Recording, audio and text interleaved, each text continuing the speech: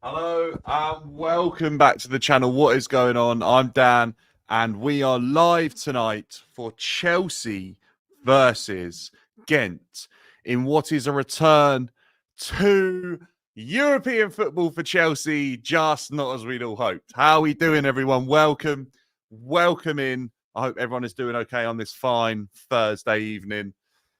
I am excited, apprehensive about how European football looks for this new Chelsea generation of players. But I've been doing my research and I've been on a couple of shows. I'm starting to convince myself that we absolutely have to do something in this competition because our squad alone is worth the combined total of all the other teams in the Conference League. And if that doesn't make you favourites, then I don't know what does. But obviously, there will be hurdles to navigate. The last time we were here for a European qualifying game against Servette, we lost on this channel doing a watch along. So, yeah, I don't think it's a. The last time I was at the bridge for a European night, we were playing Real Madrid. We are not playing Real Madrid. I can tell you that much. I can tell you that much. Yeah, it's a hard one to accept, isn't it? When you've had the level of European competition we've had at Stamford Bridge. Yeah, that's a tough one to take, I must admit. Yeah, so lineup's out. Lineup is as expected. I will got it somewhere. I do have the lineup somewhere. It's pretty much what we expected, actually. Pretty much what we expected. Pretty much looking like the double 11 that we've spoken about with Maresca. It's looking like he's going to be running 2 11s. So what are your thoughts? Are you happy with that? I'm not sure. I'm not sure whether or not that's the right way to go about things, but I know it keeps everyone happy to an extent, but it won't be long. If players keep performing, they are going to want to be knocking on Maresca's door saying, look, I don't want to be part of this B team. I want to be in the first 11. So, yeah, going to be a confusing one. Tottenham's just finished as well. They're playing Ferencváros, I know that. They have won 2-1. Actually, quite an exciting finish to what was a pretty naff game. Quite incredible. They didn't give him a huge test, but to only win 2-1 is a bit of a shock for me. And that's what can happen in these European nights. It's just sometimes you just don't know what the other team are going to bring. Dan, let's see what you said. Dan, I think we will be too strong for Ghent. So do I, have to be honest. It's European football, but it isn't a European night. If you know, that's what Gerald is saying. I have to agree. Felix and Kunku and Neto and Mudryk score tonight, going for a big scoreline there, are we? So gutted this is not played in Belgium, otherwise I'd be there. I think Belgium's obviously a really nice country, but I wish the worst against the Belgium team this evening. Hopefully Chelsea have no mercy on Ghent this evening. I would like to see a very convincing game after what we saw in our last European performance for this group of players. I think that's fair to say. I want Chelsea to be ruthless this evening, and I want them to send a message to every other team in the Conference League. How do we feel about that? If you haven't already, make sure to smash a like on the video. I would like to get 30 likes on this stream today. I think that would be a great target to hit. Chelsea back in European football. What's not to like about it? Apart from it's not the Champions League. Let me know your thoughts on the squad as well in the comments. I want to know your guys' thoughts on this double 11 that Maresca seems to be putting to work for this Chelsea side. Up the Chelsea, says Dale. Dan says, how many points do you need? Look, I've been humming and ahhing about this one. I'm not entirely sure. Carney, look, I think Carney isn't injured. I haven't heard anything. could be on his way out, which is incredibly sad to see for such a talented player who has been limited so much by injuries. And when fit, it just seems so ridiculous to not use him. Baffling for me. I actually wanted to have a look at that and just double check the squad for the subs bench, because although it was a passing glance, I can't say I've looked at the subs bench in too much detail. Just trying to get that one up. What are we? We are 15 minutes to kick off. 15 minutes. 8 o'clock kick off this evening. I believe. I hope so. Could not be, actually. If it's 7:45, we're about to be live. No. Dan, what's your score prediction? Honestly, I want minimum 3 goals for Chelsea this evening. Minimum 3. That is what I would like to see. Yeah, be interesting. Be interesting to see how ruthless this... Oh, look, wouldn't you take another hat-trick? How ruthless this second-string Chelsea 11 is, because there's a lot of quality in this side still. My biggest focus tonight is going to be on the midfield and see what it's about, because I'm not sure that Cassidy and Dewsbury Hall are going to be enough going forward as this partnership in the midfield in this competition. I expect to sort of see some tweaks. I'm not sure what level it's at, to be honest, that midfield, after what I saw against Barrow, to be honest. Let's have a look. Substitutes are Sanchez, Colwell, Cucurella, Casado, Dyer, George, Madueke, and Gui. Right, now I know what we're saying about Carney.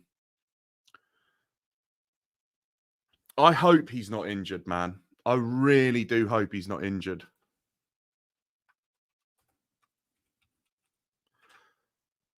If he's injured, then you have to start to wonder if that's the reason Chelsea are looking to move him on, because there is an issue there. There is an issue. If there isn't, I'm absolutely baffled, because I believe he's better than Tyreek George. Dyer probably could be on the bench instead of Madueke in a game like this, save Madueke's legs and like have to do a cool down and everything. Colwell, Cucurella, Casado. Oh, look, I don't know. It's that's a confusing one, and one I think is harsh. I really, unless he's not in this squad, but I actually thought he was. What position is Keanu Dyer really, if we're being honest? Midfielder, isn't he? Probably.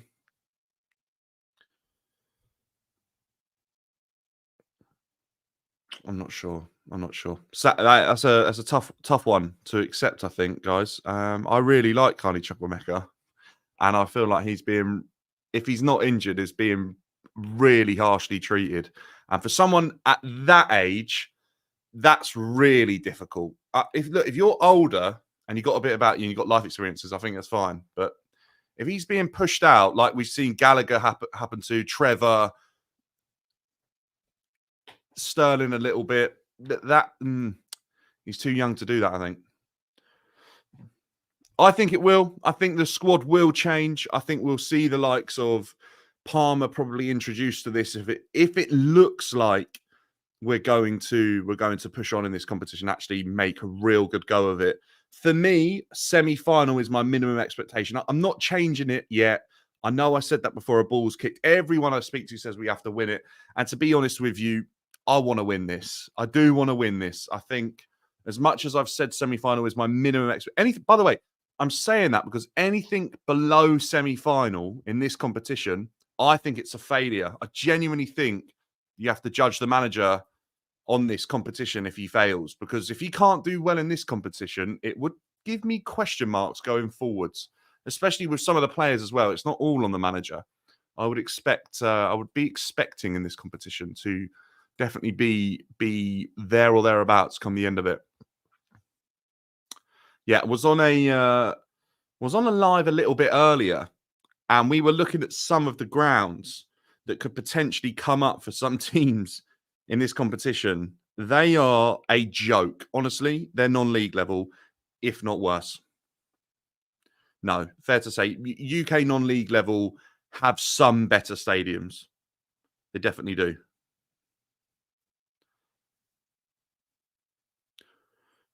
Teams are so bad. We must win this Conference League. Yeah, oh, it could be Gerald. Uh, he could well be. Teams are so bad now. We must win the Conference League. Yeah, we probably should, shouldn't we? We probably should. We probably should. Maybe I'm being a little bit too lenient, suggesting that that sort of semi-final is a little bit underwhelming, isn't it? But at the same time, nothing is written. Getting to a final of a European competition or any competition, no matter what it is, can be incredibly difficult. Aston Villa have just beaten Bayern Munich, but couldn't beat Olympiacos last season to get to the final of this competition. So nothing's written. Circumstances can change. So I want to be in the final four, and I'll stick with that. But yeah, I agree. We have an incredibly good chance, and if the bookies have us as favourites, I wouldn't be surprised, especially with the way we have started the season. I'll reiterate that because we have started the season probably on a level slightly better than I expected. If I'm being completely honest with you guys, I probably didn't expect us to start in the manner that we have, being the top goal scorers in the Prem. I've been really impressed. Really, really impressed. Right, I'm just getting the stream up now as we speak.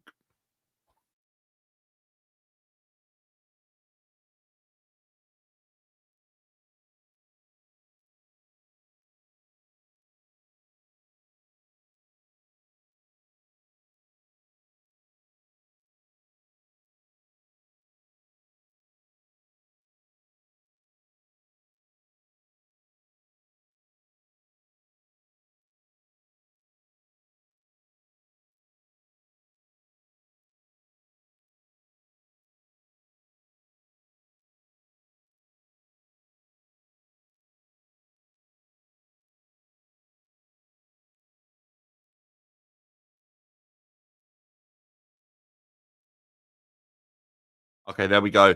Massive. There's a couple of big games, isn't there, around Europe as well? I was just having a look. We are just getting the TikTok stream set up as we speak as well. Obviously, a huge game for that one. You in the UEFA Europa League, we obviously see Porto taking on Manchester United, and could that be Ten Hag's last game? That's an interesting one to keep an eye on, guys. I would say in the background, that is for sure. Maresca's just speaking now ahead of the game. Guys, what are our thoughts on Maresca going into this? His first proper game in a European competition for Chelsea. I want to know your thoughts because I've watched pretty much every press conference. I've watched a lot of his interviews. I do like the guy in the way that he handles his media sort of situations and the way that he speaks, and he's quite honest. And sometimes I'm not sure I agree with the decisions, but at the same time, I like that he's honest and doesn't mind ducking and diving questions. He normally addresses them. I do like that in a manager. And I ultimately think that he's proven that he learns pretty quickly as well. So, uh,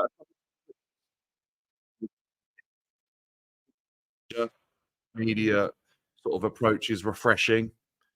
The way he's had sort of addressed any mishaps that have probably happened in the Chelsea for Chelsea in the time that he's been here as well hasn't been too bad. I'm talking about games that we haven't necessarily played that well. He's pretty much rectified the issue straight away in the next game. It's not like we've been dragging an issue all the way through the season that I can see as of yet. That we did kind of see a little bit under pot straight away. We started to see some issues that weren't disappearing. So yeah.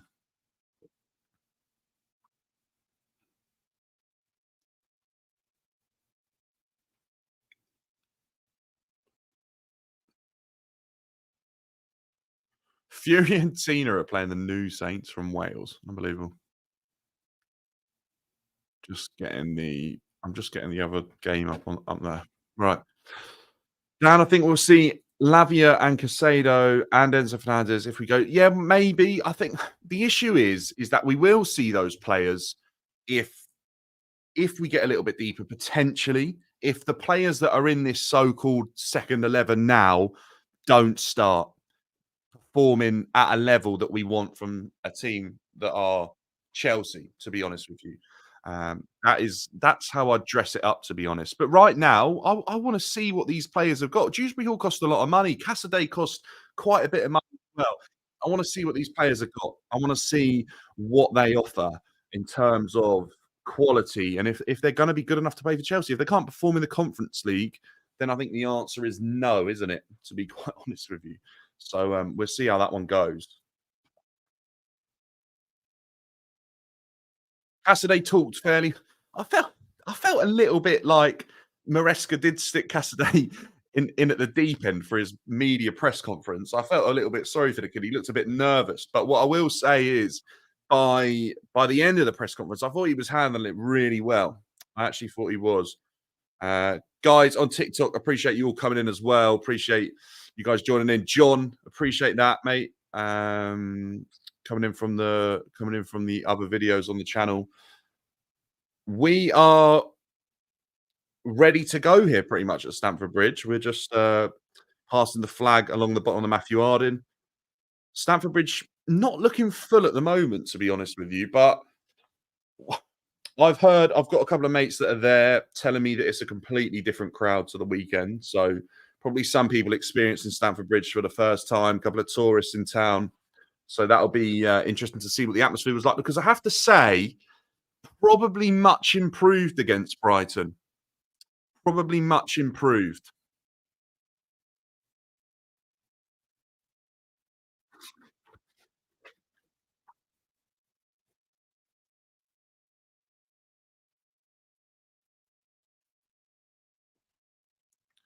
Hopefully, we get a off to a good winning start tonight in the Conference League. Yeah, I definitely have to agree with that. That would be my ultimate sort of beginning to this, is to make a statement to everyone in the Conference League, basically suggesting that, yeah, you were right to put us as favourites. We are easily good enough to push on and make something happen in this competition. That's what I would say.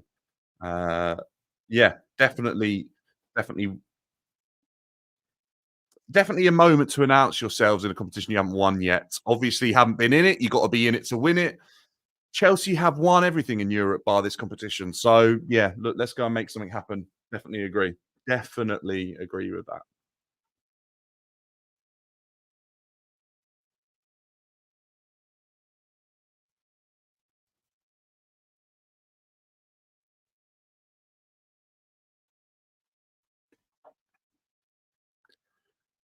Hopefully, make Stamford Bridge I want to make Stamford Bridge a fortress in general. I have to be honest. I want to make Stamford Bridge a fortress in general.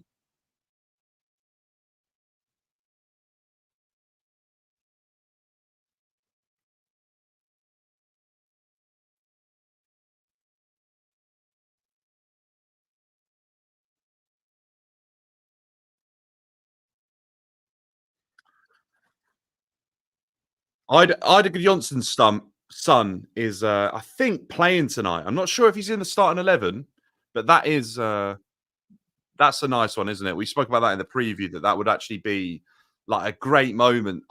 Actually, I actually think we saw, or I was at the game when Ida Johnson's son was on the pitch at a very, very young age. I'm just not sure if it was that son, because I know there's two. Uh, we're looking at the Gent starting lineup as well. Um, not, I'll be honest, not too many names I recognise there. Gent are currently third. They're currently third um, in the Belgian league. They are nicknamed the Buffaloes, and their badge is obviously a Native American chief, actually. So yeah, there's a bit of a backstory to that one. If any of you guys want to have a look up at, I was having a look.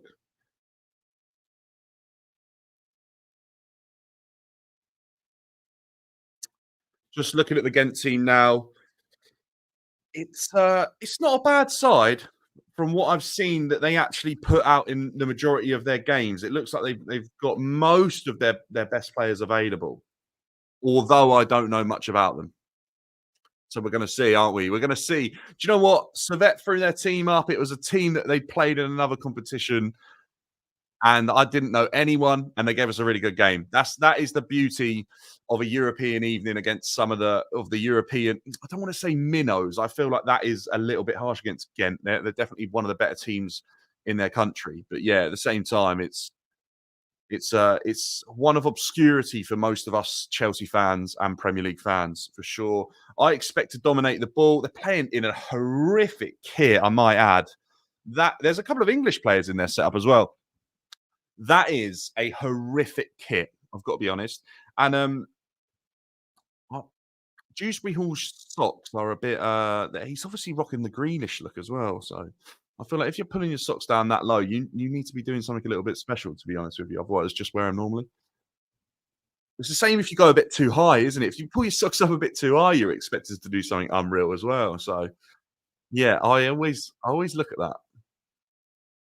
Mudryk looks ready to go. Mudryk's a weird one. I always say this. I look at him. I think he looks sharp. I think he looks ready to go. And I never. Yeah, Good Johnson is starting. By the way, I love you. Got to love that. Andre Good Johnson, mate. Ito. Do I know him? Maybe he was from a different team in the past, or he's played at the World Cup. Maybe potentially. Max D as well is obviously Max Dean is on the bench for them as well, a former MK Dons player. Yeah, you'd expect Chelsea to dominate the ball in this, though. You would, wouldn't you? Dewsbury Hall, on you, Cassidy, or Cesare is what they've been referring to his first name. I would have said it was like a Cesar or something like that. But yeah, I am definitely keeping an eye on this midfield tonight. And Kunku, I'm sure, will be one of the players here that is setting the standard for the level of performance we should be seeing this evening. I hope. I hope that is. If you are in England, the game is live on TNT. Ida Johnson is there. My man. Come on. Ida, one of my favourite Chelsea players ever. And I'm sure many people in a similar age range to me would be a massive, like Ida Johnson would be a hero of yours because there was a period of time where he was one of the smoothest operators in that Chelsea team, that's for sure. He went on to have another good spell at Barcelona after us. And then I think actually, much it pains me to say, ended up playing for Spurs, Fulham, which is not ideal, is it, if you've played for Chelsea? But we're just starting. I will get the clock underway. We might have to speed that up a little bit for about 9 seconds. But yeah, underway. Jao Felix looking to get us off to a quick start. Dewsbury Hall here, striding through the midfield. We'll try and pick up on the tactics as we go. Obviously, look and see if anyone's inverting. It looks straight away off the bat it's going to be a back three, isn't it? It's exactly what we said in the preview. Me and Ben, we thought that Vega would be inverting straight away off the bat, and it looks as if he is.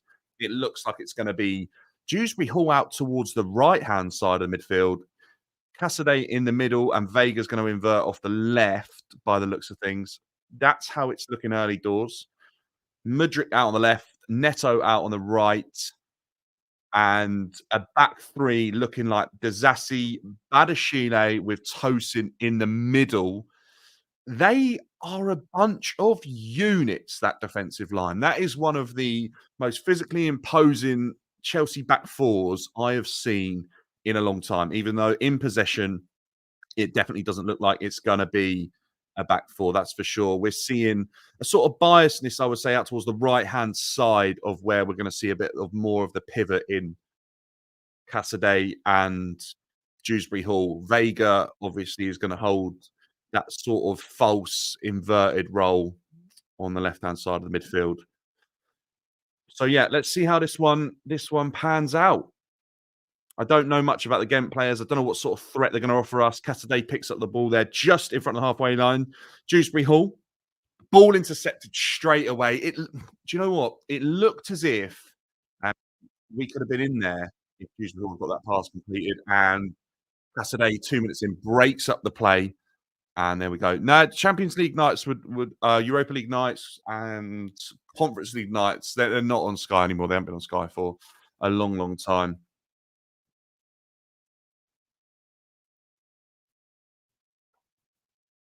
Guys, remember the game's just started. If you haven't already, make sure to smash a like on the video. We are on the way to 3,000 subscribers on the channel. Absolutely unbelievable numbers. I think we're about 120 away now, which is just crazy because I can't believe we'd ever get to a number like that. They're in here.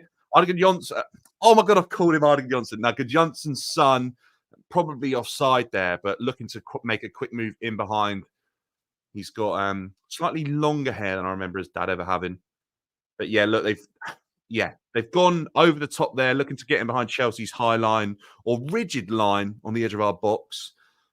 Badashile here in possession, looking to build up through from defence to attack. It's gone out to Dazassi now. The way they're set up, Gent, is looking like a traditional 4-4-2, maybe a 5. The camera's not quite panned out here, but there's an incredibly high line of Gent players making the area between Cassidy and any of the other midfielders incredibly tight. Straight away, you can see it. There's 5 players circling Cassidy. They're basically stopping him receiving the ball at all. I would expect someone to get added into that mix if that's going to be the case, to be honest with you, because yeah, he's going to find that incredibly tough. That's rare. You don't see that too often. There's 5 players around him in that moment in time. So I would expect to see Dewsbury Hall or Vega come in quite narrow there to just try and give him a little bit of support as a youngster in that midfield, and also as a bit of help to potentially getting us out of a tricky press. It's a mid-block, that's for sure, off the bat. They're definitely not sitting too low. They're incredibly compact, and I would say 1, 2, 3, 4, 5. It's actually 2 units of 5 working together by the looks of it. It looks like it's 2 units of 5. It's hard to tell. They're not quite pan the camera out enough 4 minutes into the game, but we'll keep looking at it and we'll see how that develops. But yeah, Cassidy in that situation when our centre backs have got the ball is under an incredible amount of pressure. So we will see how press resistant he is. But love that, Bobby. I tried my best. I know not a night before, but I did try my best.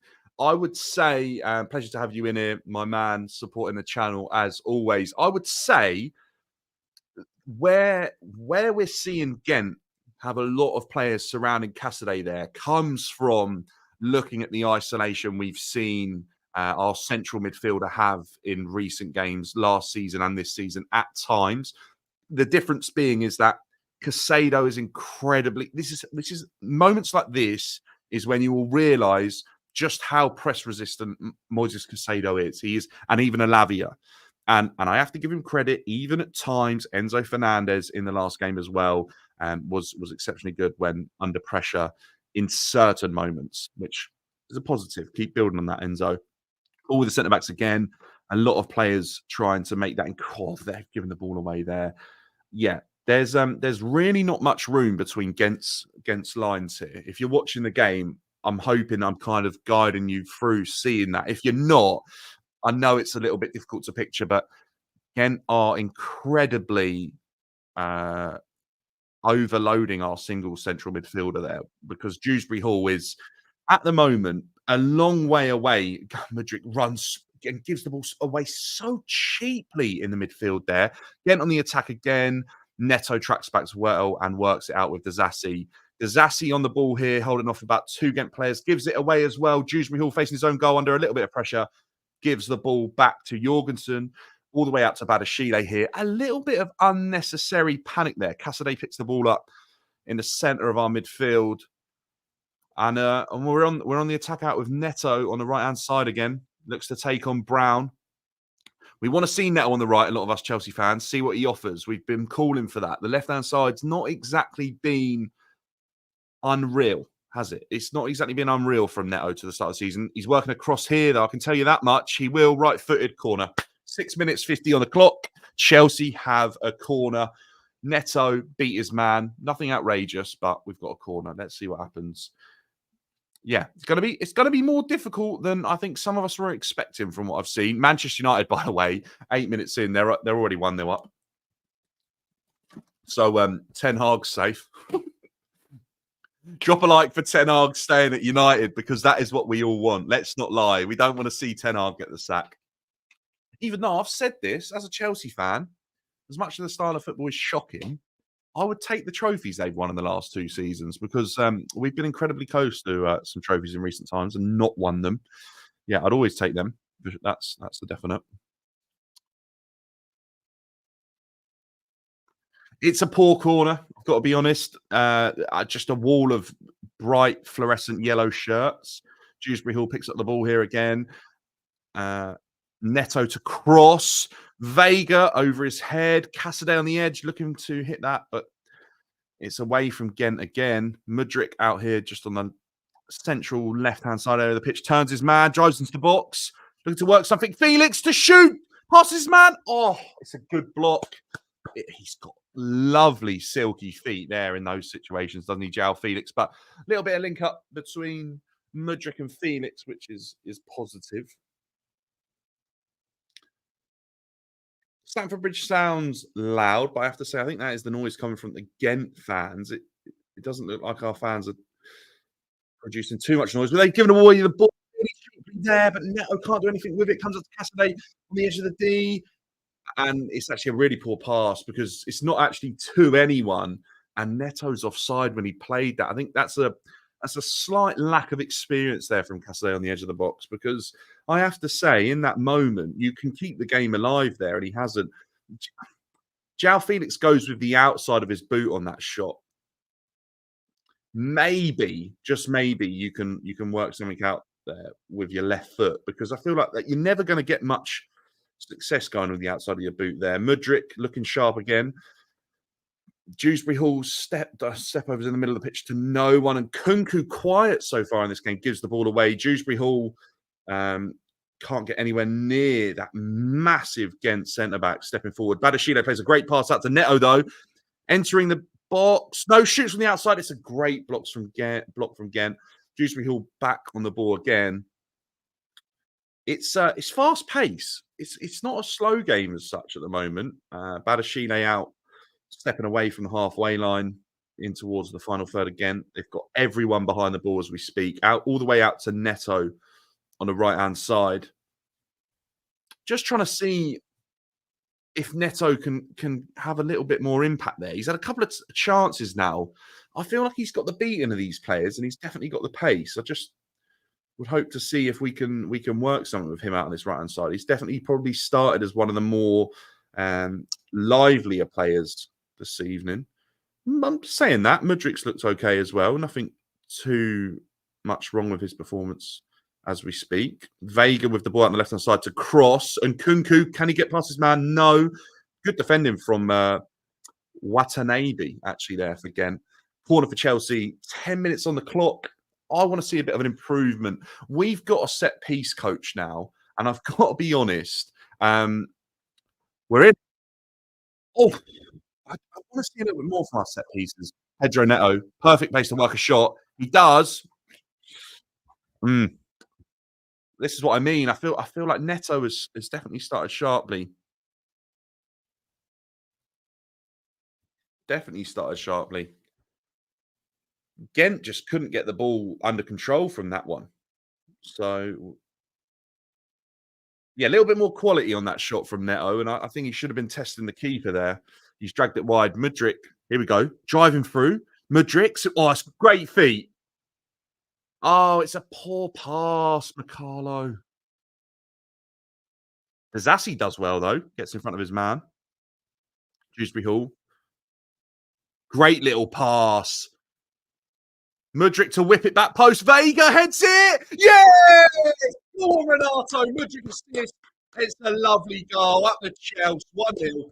Come on. Renato Vega drifts in completely unmarked. He's in Marcus Alonso territory. He doesn't wait for the ball to get towards his foot. He heads it straight in to the back of the net. Chelsea lead 1-0. Come on, you Blues. Back in action in Europe. That's what I like to see. Honestly, a little bit too much for Gent to begin with. 11 minutes in. We are winning. Come on. Do you know what? Their left back, under a lot of pressure from Neto, gives it away. Zassi did so well to win it.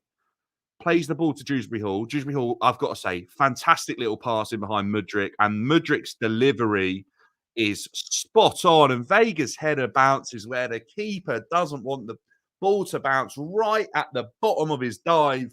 It bounces just under his hand. It's in the back of the net. What a goal. Yeah, honestly, I've said it from pre-season. This is one of the things that has impressed me with Maresca a lot, and he sorted it out since Poch, is the way we press as soon as we lose the ball. When we're on the attack and we lose the ball, we win it back with a lot of in a short space of time with a real high intensity.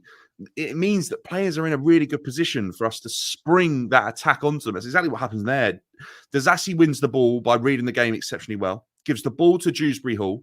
Dewsbury Hall plays a great pass, like a great pass, by the way, after some of his passes already this evening. That is much improved. Mudryk signalled exactly where he wanted it to go, showing his football IQ is there. We just don't see it enough.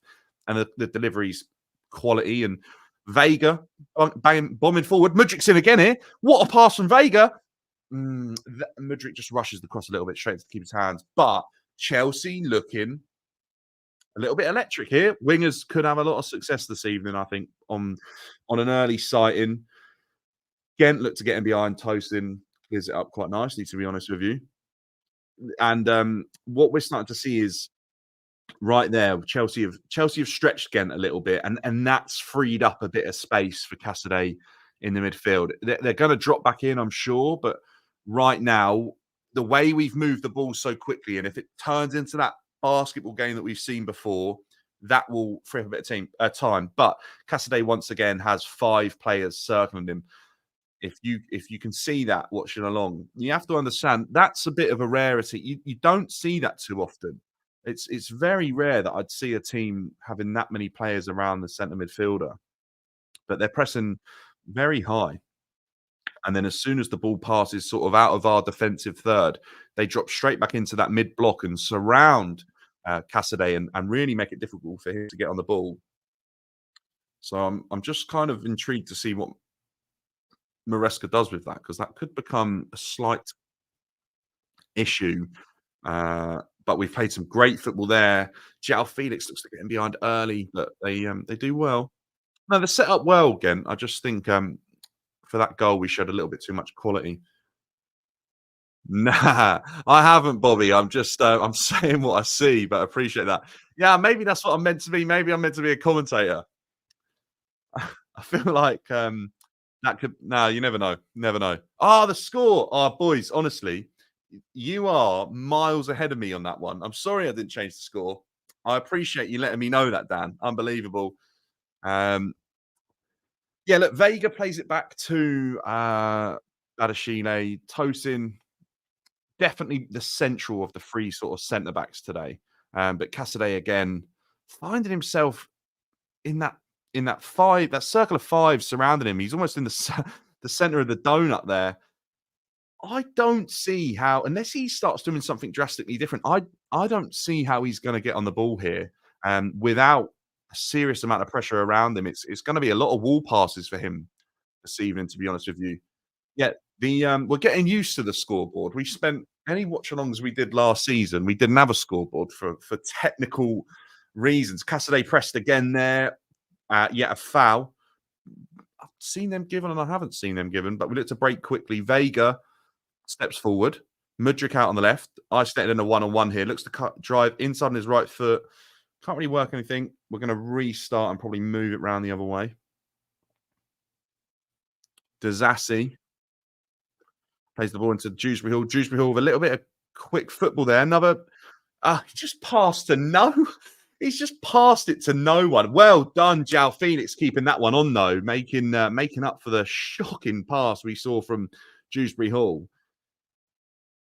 I feel like there's a player in Dewsbury Hall. I just don't know if he's a little bit nervous or feeling the pressure putting on this Chelsea shirt. It's a heavier blue than that Leicester one he had to pull on before. I can tell you that much. There's a lot more weight comes with this Chelsea shirt than what would come with a Leicester one. As I think Brendan Rodgers said when questioned about Maresca becoming the Chelsea manager. Badashile, all just on the halfway line, looks to pass inside, gives it straight away to Gent, and it's an unnecessary counter-attack starting Chelsea do incredibly well again at winning the ball back after losing it. We are looking fantastic. I haven't seen Chelsea look that good in getting possession back and recovering possession, sorry, since Thomas Tuchel was the manager. It's definitely one of the strengths of this Maresca team is how well we are winning the ball back after losing it. That was a really poor pass from Badashile, and the team have ultimately saved him there from their level of intensity and winning that pass back. Pedro Neto just coming back towards the halfway line now. Tosin, I just want to see this midfield get on the ball a little bit more. I feel like Badashile's giving the ball away again there. He's trying some passes that are probably a little bit overcomplicated because of the way Gent are making it incredibly difficult to play through the middle. There's a lot of bodies in there in and around Cassidy. So they're having to try and like work it around the sides of the team. And I feel like Badashile is struggling with that. That's a great ball from Tosin, though. João Felix into a Cuckoo. Oh, Cuckoo on the volley. That would have been, honestly, reminiscent of a couple of goals I've seen Chelsea score in the past with some unbelievable players. Do you know what? There's a little bit of star quality in this sort of second 11 that I don't think the first 11 have in the way that they can do some really techie things, João Felix and Nkunku. I feel like they're going to be knocking on that door pretty soon because they are exceptional players. Pedro Neto driving forwards, looks to take on his man, beats him for pace, chops him back into his left foot, Dewsbury Hall to shoot. Oh, it's side netting. He's done really well there, actually, Dewsbury Hall. He just held his run. He could have gone a little bit earlier, and he's just held it. It's a great shot, but it's on his weaker right foot. Vega, they're just checking here. No, he's definitely not touched him in the face, has he? Yeah. Oh, Pedro Neto actually beats his man. The guy recovers really well. He chops back inside. Little toe poke to Dewsbury Hall. He hits it with his right instep, fizzes it at the goal, but it's just hitting the side net in there. But again, another real bit of quality with just before that with Tosin playing the ball to João Felix and him flicking it over to Nkunku. Nkunku was trying to hit that chest and volley. Like, that's the level of player we're talking about here. Manchester United scored again as well, but potentially by the look of it, I think Højlund has scored another. Porto really not having a good start to life in the Europa League this season. They are a team. The reason I'm talking about Porto is Andre Villas-Boas is their new sporting director or CEO, I believe. Obviously, a big link to Chelsea there. Actually started the campaign when we won our first Champions League, did Andre Villas-Boas back in 2012, and was part of Mourinho's setup for a period of time. Anyway, Jorgensen's on the ball. Obviously, a high press coming in from Gent. Badashile plays a hopeful pass up to João Felix. Oh, his footwork and ball mastery is just absolutely, undeniably great, João Felix.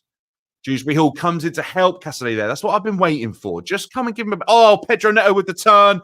Here we go. Absolutely skins his man. He is against a monster of a defender here. He's recovered really well. I don't know his name. He's the number 23 for Gent, but Neto had him skinned, had him on the turn, pulling away from him, and the guys managed to pull Neto back and win the ball back for Gent. Vega steps in to win it here. Chelsea looking to win the ball back again after losing it very high up in Gent's half. Mudryk with the ball with Vega out on the left-hand side. Mudryk, Dewsbury Hall. Oh, I like this. I'm definitely starting to see glimpses of Maresca's style of football coming through. I think 5 games is too soon to judge. I've been saying that. There we go. Lovely bit of link up. João Felix and Nkunku. Oh, they are on a telepathic level with each other. That was so nearly an unbelievable piece of football. And there's alertness from the centre-backs and central midfielders to play the pass in then. More goals again for the Blues. I hope so, Senu. I really do. Guys, if you haven't already, make sure to smash a like because Chelsea we're starting to turn the, what do they say? Turn the screw. Turn the screw. We're just slowly starting to find some really intricate, clever passes and move the ball with a little bit more intensity, as we do here. That's an obvious foul on João Felix by Watanabe. Don't know if Chelsea will look to play this quick or not. We'll see. these sort of situations, you know, when that honestly, there's a little scoop from Nkunku to João Felix there, and he goes for the nutmeg. Oh my gosh, that'd have been unbelievable. Let's see where this free kick is, because these are the sort of areas where I want to see what the set piece coach has been doing. No, we don't do anything from it, to be honest. It's actually not in a bad position, but we've just decided to retain possession. Cassidy receives the ball in a tight area again, and it's just a wall pass. He's going to have a really tough evening today, but as long as he's just making sure that he manages to keep the ball and his passes aren't too ridiculous, and he stays press resistant, we'll be okay. He does really well there on the half turn. Dewsbury Hall stepping through, works onto his left foot. He's in the box. He shoots. It's blocked by Gent. Mudryk in the box, goes to the left. It's a corner. We are definitely, definitely looking lively. We're looking good when we're recovering possession.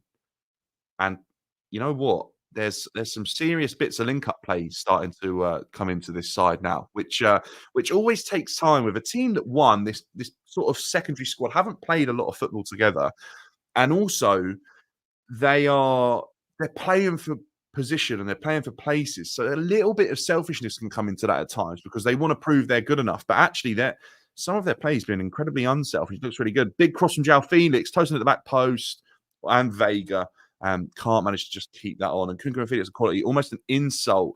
They're playing in this competition. Yeah, I kind of agree, Bobby. I felt a little bit the same with the Barrow and the fact that they can't get into Chelsea's starting 11. But at the same time, it's incredibly good to see them, isn't it, against weaker opposition, because that's when you see just how good they really are. If you imagined yourself playing against some of the Gent players, I'm sure you'd have a tough afternoon, and they are levels above. So, yeah, it'd be interesting to see. One of the teams we looked at earlier, I believe, Petro Club, have actually scored. And if you haven't seen, their stadium is a 1,000 capacity stadium, which I'm pretty sure I could go down to my local non-league ground and find a bigger stadium. So that it just kind of shows the level of teams we're going to see in this competition potentially as we go through it, or sort of navigate it and see other teams getting results. I expect Chelsea to qualify in the top 8, probably at the top of the table, if not in the top 3, with absolute ease, to be honest with you. I really, really do. I would be absolutely shocked if we're finishing any lower than that, because I would expect our goal difference in some games to be exceptional. Cassidy pressed again there by the attacking 4, but we managed to win it back.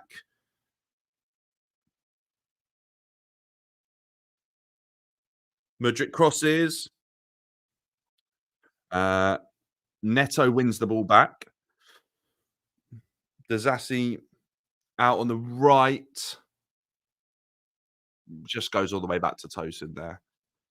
I don't want to see what I don't want to see. I don't want to see this game go stale, because if the game goes stale, then I feel like they might find it a bit more difficult to sort of get back up to tempo. I feel like we need to just keep drilling this side and make it incredibly difficult them by moving the ball quickly. Cassidy does really well. Vega's on the invert. Out to Mudryk again on the left-hand side, looking to beat his man. He does. Shifts it to the edge of the box, goes for a cross and hits his man. Badashile recovers the ball again. We are first at every second ball right now. We definitely are. So big positive for Chelsea on that one, I have to say, is that he's definitely doing a really good job, is Enzo Maresca. Badashile slowing the 26 minutes in, and I have to be honest, we're just sort of slowing the game down a little bit now. A couple of extra touches are coming into it. Badashile, he's had like 6 touches there. We're definitely slowing the game down a little bit. So yeah, we'll just sort of see how it goes, because I always feel like in a game like this, if you allow a team to sit in and make it difficult to play through, and you slow down, like Badashile gives the ball away again. They're a really cheap pass over the top. That's a long ball rather than a long pass, I have to be honest. Cole Palmer and Lavia are there watching. I've heard this actually. Maresca's asked that everyone's there, even if they're not playing, if they're part of the 11, to watch it, because he feels like it's good for team spirit and camaraderie. And at the end of the game, they're all on the pitch, like shaking hands straight away. That's a really good move, I think. A lot of teams, you do see players, if they're not picked, they can have a day off and that sort of thing. I quite like that. We used to do that as a club, and I feel like that's a good move having people there watching and supporting their guys and actually realizing how the team are playing. If you watch it and you're not part of it, sometimes it's a good thing to just sort of see what the team's about. Chelsea again defending in that familiar sort of 4-4-2 shape. We're starting to see more and more under Maresca. Um, yeah, it's a game that's slowly starting. It started incredibly quickly at times, but I would say it's working its way down to a slightly slower level because it can be difficult to keep that intensity up. I feel like when it does that, the only good thing and positive thing for Chelsea is we've looked really good at springing a game into life, and our players sort of explode at moments. So that's what I'm sort of hoping to see. Pepe's actually just scored for Porto as well. So Manchester United are 2-1 on Ten Hag watch because if he manages to lose that, his record in Europe is abysmal. And the what's so annoying about that, and I said this in my preview, and I don't know if anyone has seen it as well, but I said, isn't it so frustrating that Chelsea were obviously in a position to hang on. Tosin goes over the top here to Neto. It's just gone out of play. I was saying, yeah, Chelsea are obviously the team that should have been playing in the conference in the Europa League if it wasn't for Manchester United winning that FA Cup. And the fact that the Manchester United are playing in this way and they've been really poor this season, and we've sort of started the season how we have. I would much rather be playing Porto tonight and testing ourselves against a slightly higher caliber because you get a much better idea of what your team's going to be about. Dewsbury Hall does well there, but unfortunately doesn't win the ball back. But again, I think Tosin's going to have enough to win that. Actually does really well there. I think the ball might have gone out there, though, to be honest. It's going to be a throw-in right on 29 minutes for Gent, just entering Chelsea's defensive third. Tosin is a centre-back as well. I feel like it's fair to say he definitely would give Fofana a run for his money if he can potentially get in that back line alongside Levi Colwell. Obviously, a bit fairly established at Fulham and played probably a bit more football than Fofana has in recent years. And I think he actually looks really tidy. I think a couple of these players, they're just taking a little bit longer to adjust to playing for Chelsea. Omarodian is actually playing for Porto, one of the guys we were linked with. If you guys remember in the summer, one of the strikers we were linked with. I'll tell you what, I'm sure some of you agree that we would have been potentially in a better place had we signed John Duran instead of no other striker in the summer because he looks unbelievable for Villa. That if anyone seen that goal from last night, it's a great goal. And a lot of us were not sure on John Duran because we felt like it was a little bit too early. But yeah, no, he looks really good. Cassidy pressed again under a lot of pressure there. Just about manages to keep possession. He's a physical guy, Cassidy. He's not small, is he? He's definitely one of the bigger central midfielders you'll see. Dazassi plays a lovely ball. People underestimate Dazassi's ability on the ball. I think Mudryk might have just had a foot to the chest here. That's a little bit dirty from the Gent guy there. He left his foot up there for a crossfield pass from Dazassi, and Mudryk chests it or shoulders it a bit, which kind of opened the ball up. It bounces and then bang, yeah, boot to the right to the chest. The guys turn around and go, I was going for the ball. No, the ball's hit. The ball's do me a favor. Honestly, some of these people, you can see why they are at that sort of level. Just sort of seeing where this free kick's gonna be sort of sent in from. It's Neto and João Felix standing over it. Obviously, with our designated free kick taker not being in this squad now, Cole Palmer, I would think it'll be João Felix, but we've not had a bad start from free kicks, have we? If Cole Palmer and João Felix are scoring free kicks, it looks like Felix could take it, but you never know. Neto with his hands up. Neto does cross it left-footed. Tosin gets his head to it, but I thought that could have been a corner, and so did Tosin. It's going to be a long run back for all the big men that have got up for that corner. I'm not sure it's a corner, actually, on second thought. But again, Chelsea pressing incredibly well. João Felix gets a touch to that. The ball's barely left against defensive third. And João Felix is already on the press there, getting a foot in on that one. They have still got the ball, though, Gent, and they're looking to build with some tidy football. They do. They're still building. They're up to the halfway line now. There's a ball in behind. He's one-on-one with Badashile. He shoots early with his left foot. It's very easy for Jorgensen to save that one, but an incredibly quick transition there from Gent after what looked like uh, potentially another good press. What I will say is Manchester United are 2-2, and the goal scorer is Samu Omarodian. He's scored. Manchester United started so well in that game, 2-0. They're now drawing 2-2. All is not well for Mr. Eric Ten Hag and Omarodian, the guy we were linked with so heavily in the summer, obviously very nearly signed, but due to failing a medical, we believe, or a change in the contract, didn't. We ended up with João Felix instead. I will reiterate though, I'm far happier that we signed João Felix at this moment in time, even though it's a good header. I have to say he scored a good goal there. But João Felix is a player we already had a connection to and someone I really do like. But he's absolutely like he's bullied the lit for that header on Marodian. Oh my gosh, yeah. And honest emotions. Badashile absolutely misses the ball. Johnson running him now. It's kind of gone back out towards the corner flag. He's gonna turn inside. He plays it all the way back to the number 19. Gent just with a chance to try and work something here. I must admit, after half an hour, I was kind of expecting Chelsea to have a little bit more of a lead here. They're going to work a shot, but Vega's there just in time. We're still stuck on the edge of our own box here. They're looking to play in behind again. They're going to try and work across. Vega in a battle just inside our penalty area. Ball out on the right now to Gamba, the guy who's just fouled Madrid. Gent having a little bit of a spell here. They do again. Try to work the ball down the right-hand side, but nothing comes from it at the moment. Again, they play another ball. They've worked their way into the penalty area. Johnson shoots. Is that a save or slightly over? That is incredibly patient from Gent. 3 times they tried to work it down the right-hand side there. On the final occasion, they did, and he's had a great shot. They've just shown Eidur Johnson sat there with his other son, Daniel, I believe, and my gosh, those two are a spit of each other. Arnie is not quite as close looking as Ida, but those two in the crowd, Daniel and Ida, look incredibly similar.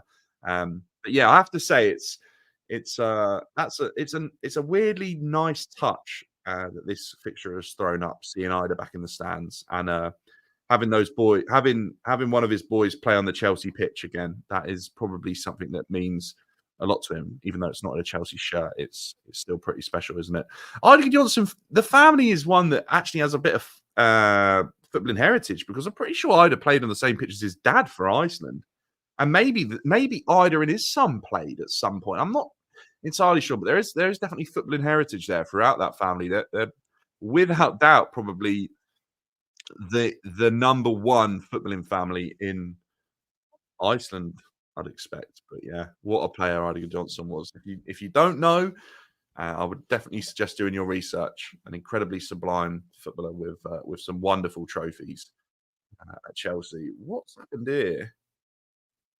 35 minutes on the clock. We were just about to play out. I don't know if the ball was moving. We do again. Another one that I always wonder is Jorgensen and the ref have exactly the same colour top on. I thought that wasn't allowed. João Felix blatantly fouled there, and the ref's going to let it play on. Cassidy picks up the ball. He's alert to it, but João Felix was absolutely manhandled. I'm not sure where the advantage was in that because we've ended up with the ball on the same spot as where João Felix was pretty much manhandled as well. We are on the halfway line. 10 minutes on from when I said the game was just starting to slow down. It has a little bit in terms of Chelsea's chances. Pedro Neto, again, a little bit light on the ball there, but the rest going to blow up for a foul on that one. I just think that was a little bit over the top from the Gent player there. But 36 minutes in, I don't know whether this is exactly what I mean. Is we've looked sharp and we've had opportunities, but these games can be tough to navigate. And I think we would have expected that we might have had another goal by this point from how we started, but just find it a little bit difficult at the moment to try and work out how our next goal may come because the press is high. Badashile plays the ball through to João Felix, though, working a bit of magic again, loses the battle here, but the ball's gone out for a throw in deep in against half, pretty much level with the 18-yard line for Chelsea. But yeah, the mid block is there. Midfield are finding it incredibly tough. The defense are finding it tough to play through at times. They're having to be patient on the ball and just sort of hope that there's a bit of movement. If I'm being completely honest, I think I'd like to see Dewsbury Hall just come and help out Cassidy a little bit more because he's finding it tough to be able to turn. He's literally in there as a wall. It's passed from him to Tosin, back to Badashile, and vice versa quite often. Dewsbury Hall looking to play from the side, as we've seen before, gives the ball away. The left back is an absolute unit, as is the left-sided centre back, I would say, for Gent. They are giving Pedro Neto an incredibly physical game. Disasi wins the ball back, though. Neto, Felix looks to play the ball through to Disasi, running on, looking to be Chelsea's most advanced player there, but we couldn't quite thread the needle all the way back up to the centre backs again. Gent occupying a low block as we speak. And again, there's that sort of circular five surrounding Cassidy, giving him an incredibly tough time there in the midfield. Defense having to be patient here and building up from the sides. It looks as if that's how we're going to be getting around it today is, I would say, Vega and Dewsbury Hall. Badashile's giving the ball away again here. He's going to be in a one-on-one battle. He's going to go back to the keeper. He doesn't. He takes a touch. It's going to go out for a corner here. That's all on Badashile. That's really sloppy. He's played a shite pass. Then he could play it back to the keeper under relatively low amount of pressure, and he doesn't. And he takes an extra touch, and then he passes the ball back with his right foot, and it goes up for a corner. It's not the first time I've been slightly concerned when Badashile has been facing his own goal.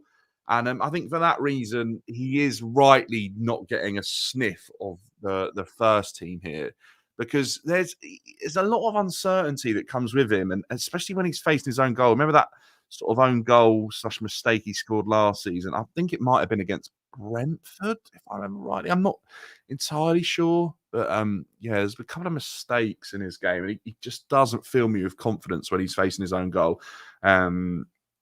Probably Chelsea's worst defender by quite some way at the moment, I would say, because I think Disasi hasn't really put a foot wrong, even though he's playing out of position right now. When he's been getting in the first 11 tonight, he's been fine, playing in that sort of hybrid role, which suits him a lot more. Playing as an out-and-out right back is just, I've always said this, I feel for Disasi because that absolutely just isn't the right position for him. But Tosin, another one that's playing well. Vega as well, playing well. Fofana's started well. And hang on, they're just entering the box again here. They looked across. Badashile does head it away and an offside. But yeah, Badashile is concerning because that is sloppy, and it's not the first time he's given the ball away this evening. And I feel like the majority of their chances have at times come from a slight Chelsea mishap. It's almost a bit like Brighton as such. They're not really working all their opportunities, and we're kind of giving the ball away, and that leads to them getting an opportunity. And I just wonder if that's kind of when you know if the team keeps making individual errors, that's when you've got a bit of an issue because ultimately that the player probably isn't good enough, as harsh as that is. But yeah, it looks. What I was saying is where they've circled Cassidy and made it incredibly tough for him to play out.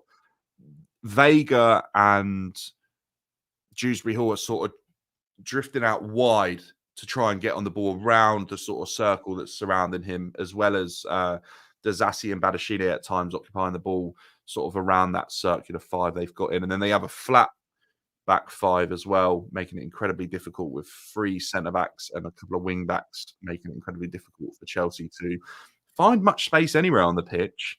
But with the quality of João Felix, he's managing to do so probably more than anyone else in the team. And Kunku relatively quiet so far. The wingers, again, are able to get on the ball fairly often because of us looking to play out wide. But they are having a tough battle because I would say that actually the centre-back gets over incredibly well to double up on the left-hand side.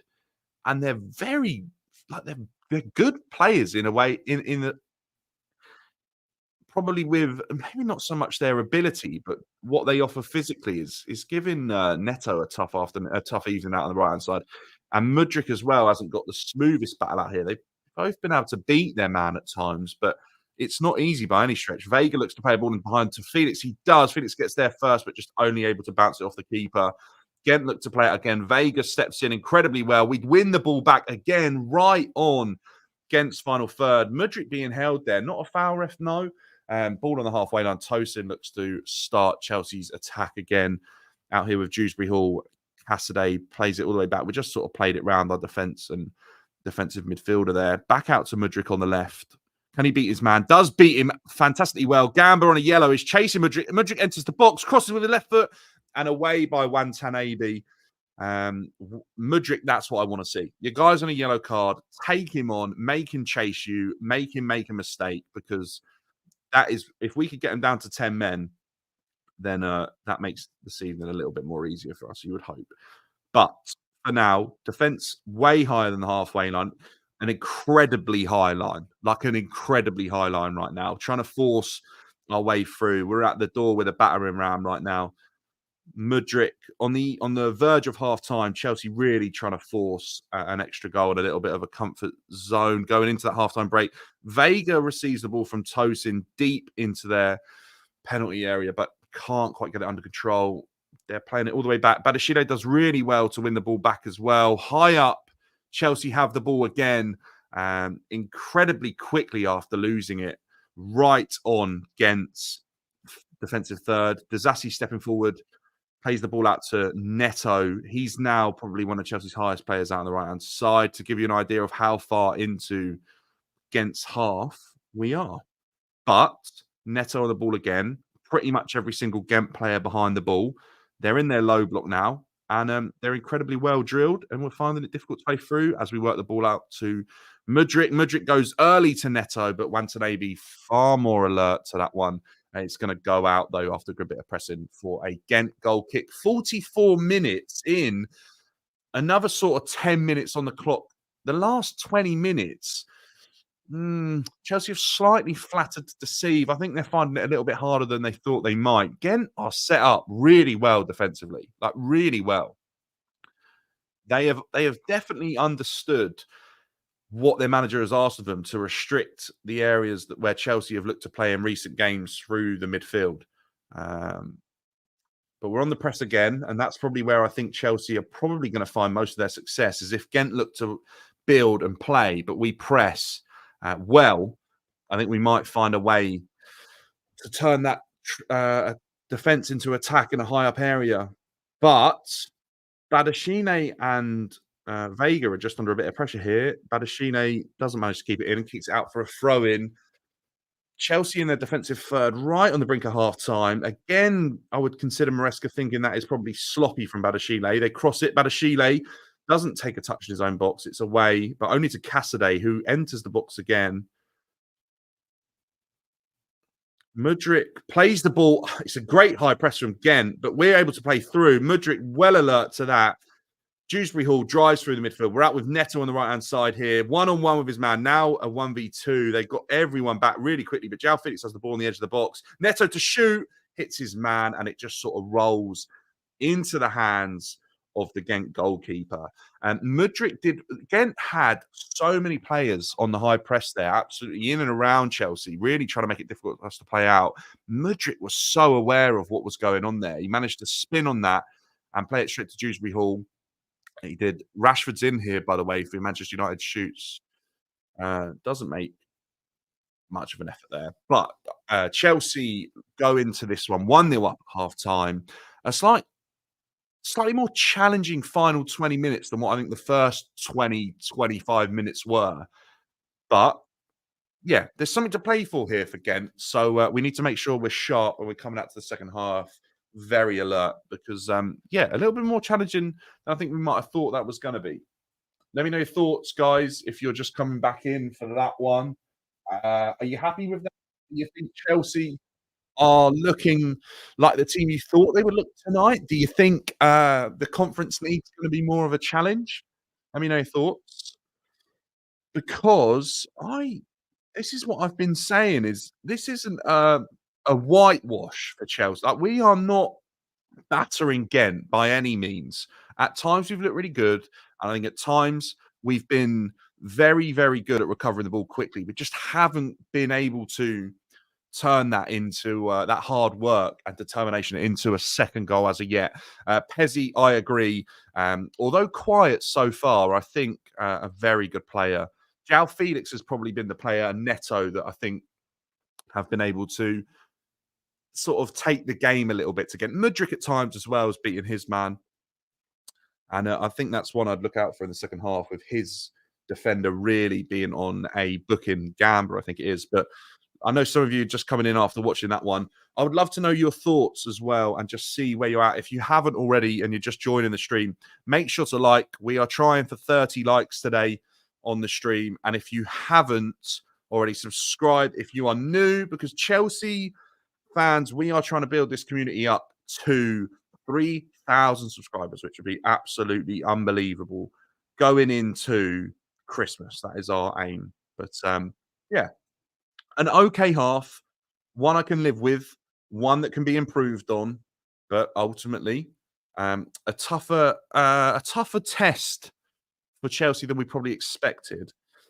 I'm seeing complaints about KDH Twitter. I didn't think he's that bad. I think he gave the ball away a couple of times, but at times he's actually I mean he probably was one of the main reasons that we were able to have any sort of chance defensively as well, I would say. So yeah, I'm not sure I would say Dewsbury Hall's been that bad. I would probably say, oh, let me stop the clock. I would probably say uh oh, what is it on? There we go. 45 minutes. I would say Dewsbury Hall, yeah, Felix is quality, Ollie. I agree. Dewsbury Hall been poor. I'm not sure. I'm not sure I agree with that. I don't think he's been poor. I just don't think uh, he's been unbelievable. We have to remember there's a bit of a difference. I would say Badashile's been poor. Badashile's given the ball a lot, given the ball away a lot. He's been sloppy defensively at times. He nearly gave them a really good opportunity right near the end of that first half.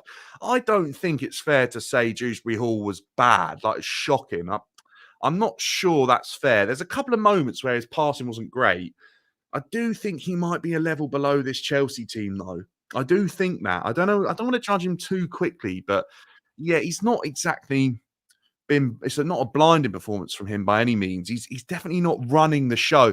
And this is what my issue was a bit against Barrow is that I don't think him or Cassidy were able to have enough of an input on the game from midfield. And I think, again, this half, I would say that he isn't either. And I feel like that's what we're lacking. Cassidy is finding it incredibly difficult to get on the ball with the way that Gent are set up. And Dewsbury Hall's not dropping in there. And we found this a lot with Enzo last year and at times this season as well, is those players, whether or not they're instructed to or not, need to drop in to try and help Cassidy in that role. Because otherwise, yeah, I agree, Ted. I think that's what I'm trying to say is I don't think he offers enough in that position because if you're good enough, you can drop deep to help Cassidy get out of that press. But yeah, Cassidy is definitely taking too many touches at times. I'd agree with you on that.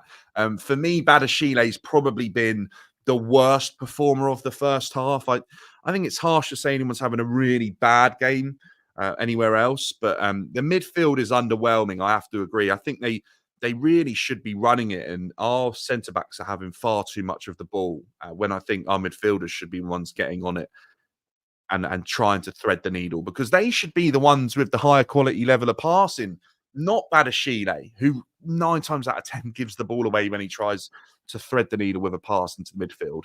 And that's probably where I think Vega and because he's inverting and Dewsbury Hall on the right should be coming to help Cassidy as a youngster as well. I know it doesn't really matter when you're out on the pitch, but they should be giving him a bit of support there. But yeah, Bobby says Felix is quality. I'd like to see Sancho and Kunku, Felix and Palmer front four.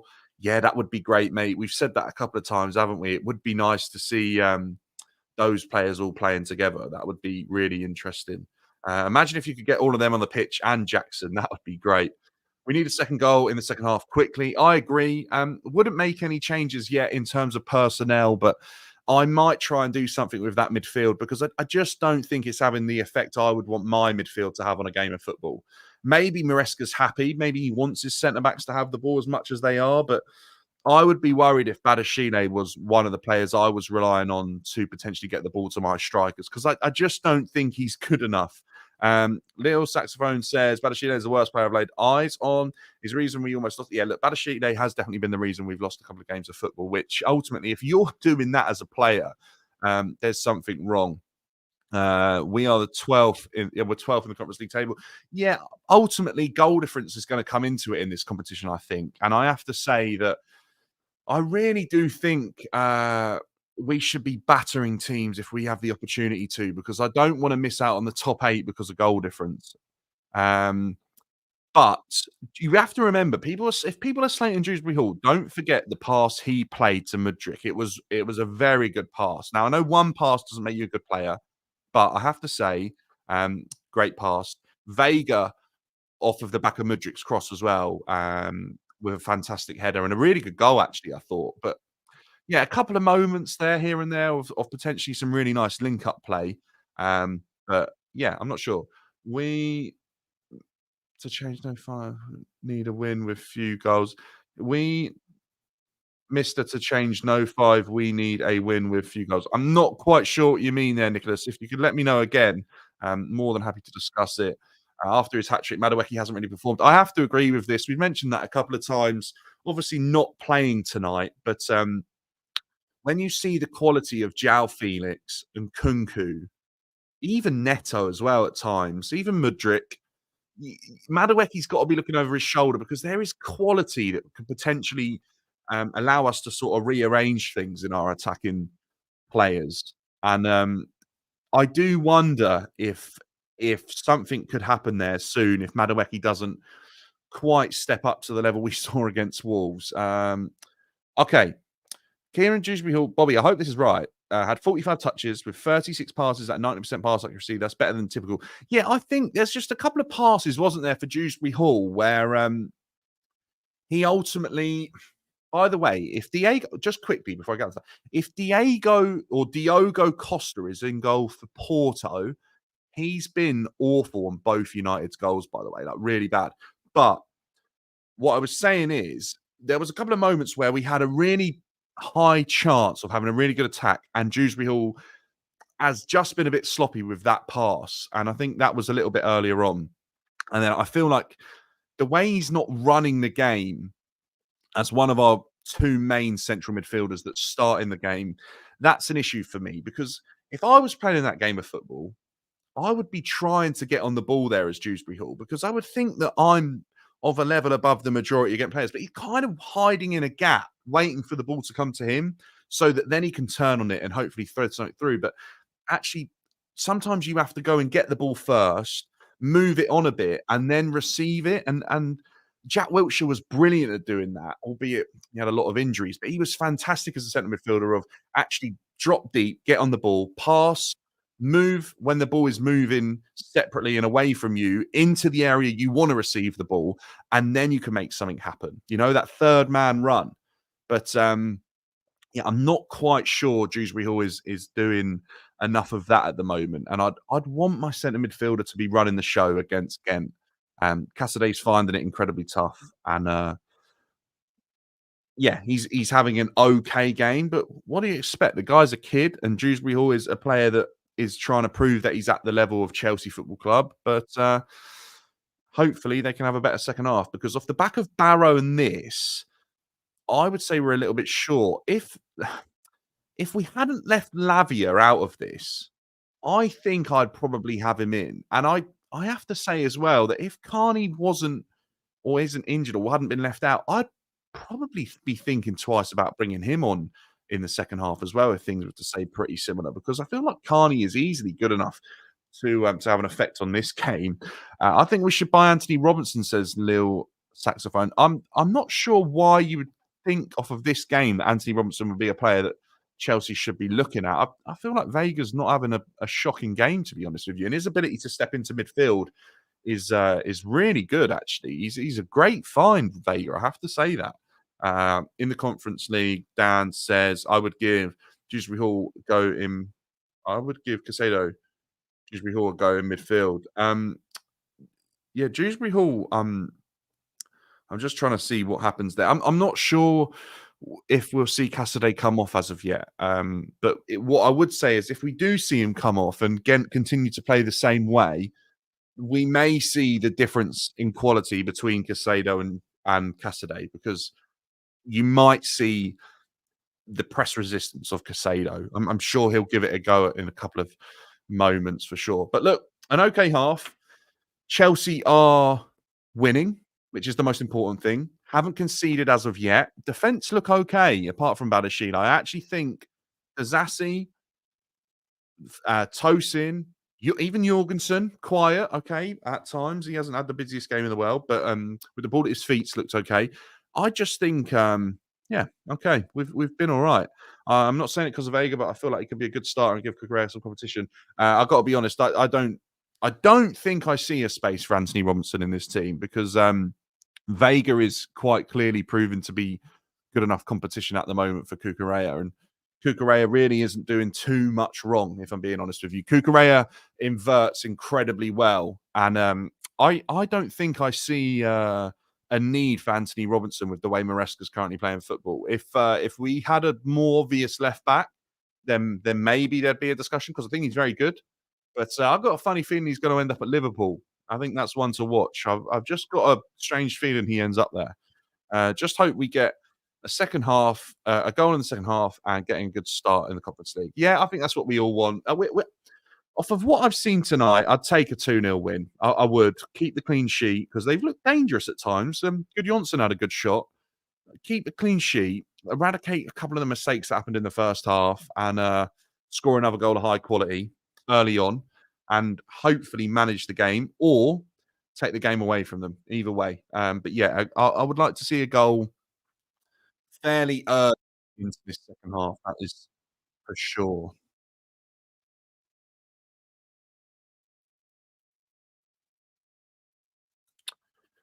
Yeah, Anthony Robinson. Where is he? Is he American born or is he from a different country? Because I've seen that obviously he plays for America, but I've heard him speak, and I don't think I heard an American accent.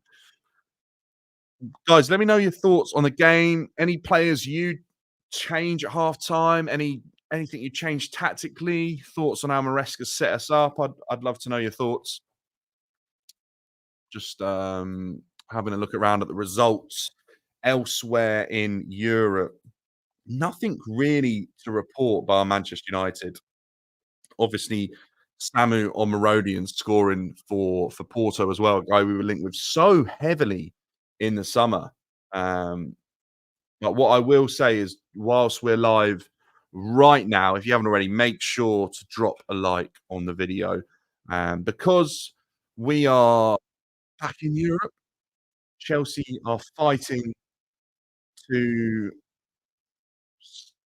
get off to a really good start against Ghent, as difficult as it is. But yeah, make sure to like the video if you haven't already, and subscribe if you're new, because we are now, wow, we're like 110 subscribers away from 3,000. We can make that happen with definitely by Christmas, guys. Definitely could. Um, we're one away from 20 likes. I want to hit 30 for this one if you're watching now or towards the end. But I appreciate everyone that's managed to smash the like button so far. Chelsea are looking for their first win in Europe for probably, when did we last? 2023? Since 2023, we probably haven't won a game since we beat Borussia Dortmund in Europe, I'd say. So looking for our first win in a wait, 23? That's probably not right, is it? 22? 22? No, I think it's 20. Guys, when was our last European win? When was that? 23. Okay, okay. We haven't had a win since 2023 in Europe. Want to see a bit of Mark Gu. Honestly, I'm not that bothered about if I see Mark Yu play football. He's not one of the guys that brings a lot of excitement to me. This is the sort of game where I think I wish we'd signed a striker, potentially in the summer. But at the same time, if we had, then Nkunku wouldn't be playing, would he? And Nkunku's looking okay up top. I just wonder. I feel like we should be running this game against Gent. To be honest with you, uh, we need cover at right back more on the left. Once, yeah, I agree. Reese, we're struggling with that, aren't we? Whilst Reese is out, managing the right back side of things is difficult. I have to admit, though, what we're seeing tonight probably works quite well with Dazassi and playing in this three at the back role with the other two, in Tosin and Badashile. I don't actually think it's that bad. I think you could also play Vega in Badashile's role, and potentially play a Cucurella or something like that as well that can invert if needed. But yeah, there's definitely an issue with the fitness of our right backs.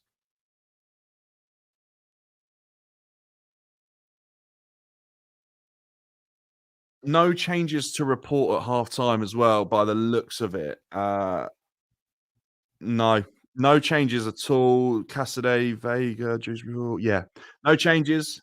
And here we go. Second half underway. Come on, Chelsea. I am looking for a couple more goals here. Bring me some excitement, please, Chelsea. Um, yeah, so that's why I'm not that excited about seeing Mark Gu play football. I think Nkunku is easily flexible enough to play in a different number of positions as well. If we do sign a striker, I think the quality's there. Um, I just don't want to see Nkunku leave. I want to really see him have a chance to get a few games without injury in the starting 11 because I believe there's a lot of quality there, and I wouldn't want to see that go. Dazassi looks to play the ball in behind Neto to shoot early on. We've scored straight away. Come on. Chelsea 2-0. Dazassi plays a ball over the top. Neto charges in behind. We're way more switched on, and he rifles the ball right footed into the back of the net. Less than a minute on the clock of the second half. Chelsea 2-0 up. That is what I was on about. Explode into life in moments in this game. And we have done that. Every little thing is going to be all right. Come on, you Blues. Look at that. Dazassi gets the ball, sees the space, sees Neto's run. I have to be honest, yeah. Dazassi gets a lot of stick, but his passing range is pretty good, you know. A lot of stick, mate. But I can live with Dazassi being part of this Chelsea team. It's a great strike as well. Neto battling against Wantanebi, rifles it with his right foot. Pedro Neto on the score sheet again. He is rapid, rapid. But yeah, come on. What a start. Now, don't take your foot off the gas, Chelsea. Don't take your foot off the gas. What I'll say is, if you haven't already, go get on your burners and drop a like on this one because Chelsea are winning games in Europe again. Come on, doesn't that feel good, man? Doesn't it feel good? 2-0 up. That's what we were looking for. That should have come in the first half, but it didn't. Um, let's just manage yourself, Pedro Neto, because the last thing I want to do is see you pulling up with any sort of injury. I have to be honest, because you're having a tough battle tonight. He's not having an easy game. He is against um, a guy called Jordan and another player as well who are like physical, incredibly tough physical players. The left back as well. I can't see his name. He's got a battle on his hand. Early goals in half. Yeah, look, do you remember, Bobby, right? This is such a good point because last year under Pochettino, we would come out second half and just be way off it. And like we wouldn't be that great. And sometimes we'd struggle. And I feel like that's been addressed as well. Maresca is doing something right for the players to come out at a good intensity and a good level early on. Porto very nearly go 3-2 up to start their half as well. Keeping an eye on that one, obviously, on Ten Hag Fraud Watch.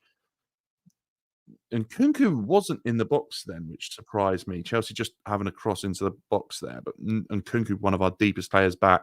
Good Johnson trying to hold the ball up here for Gent to start building an attack. Chelsea get back into their 4-4-2 shape that we've seen a lot under Maresca. Dazassi in a one-on-one situation here, blocks the ball, and it's going to go for a Gent corner. So Gent looking to reply straight away here from the corner, I would say. Another area I've been really keeping a close eye on uh, for Chelsea since the arrival of the set piece coach is how we're setting up offensively and defensively from attacking and defensive set pieces, just to sort of see what we look like. A bit of zonal and man marking going on there. They're on the edge of the box trying to work a shot. They don't. Again, we don't regain possession. They're looking to cross here. They do. Number four's wide open. It's a goal. It's shocking defending from Chelsea, and it's 2-1. It's shocking defending. Like, it's really bad, guys. The ball, it's a good finish. He can't miss. The guy, like Jorgensen barely moves. It's Wantanebe, drifts away from any marker, and they're in. Chelsea players have gone to the ref here, but that is too easy. The ball comes in and Kunku gets his head on it. It goes out to the edge of the box. It's Dazassi gets a block, but our players stay so close and they don't get out to the players quick enough, which we've seen before. It's gonna be checked for offside. Badashile, the furthest man back. Maybe he's offside, but I'm not sure. It's if he isn't offside, and even if he is offside, it's too easy. It's far too easy because Dazassi blocks the ball, right? And instead of everyone then picking up where the players have gone to as Gent spread, Chelsea stay really tight and no one gets out to their man, which allows Gent to play the cross. And no one is picking up Wantanebe. No one. Offside or not, no one is picking him up. If that's a goal, I wouldn't be surprised. It's going to be an incredibly tight call, but yeah, way too easy for Chelsea, whether that's a goal or not. The defending, we've seen that before. I think Crystal Palace, we failed to sort of come alive after defending the first movement, first action of a set piece. Porto have scored. Omarodian scores again. Maybe we've missed out on another quality number 9 that none of us knew anything about. Maybe our scouts do know what they're doing. But Porto winning 3-2. Villas-Boas looks to the heavens as Ten Hag. Oh my gosh. Is it going to be the end of Ten Hag this evening? We're still waiting on the goal check here in Chelsea's game. Nothing to... I think it's a goal. It's a goal. That's honestly shocking defending. Like, that's shocking. We've brought in a set piece coach, and I haven't seen enough improvement from our set pieces yet to see what he's doing. No wonder Poch didn't want one. I don't know if we were this bad on set pieces, were we? Were we?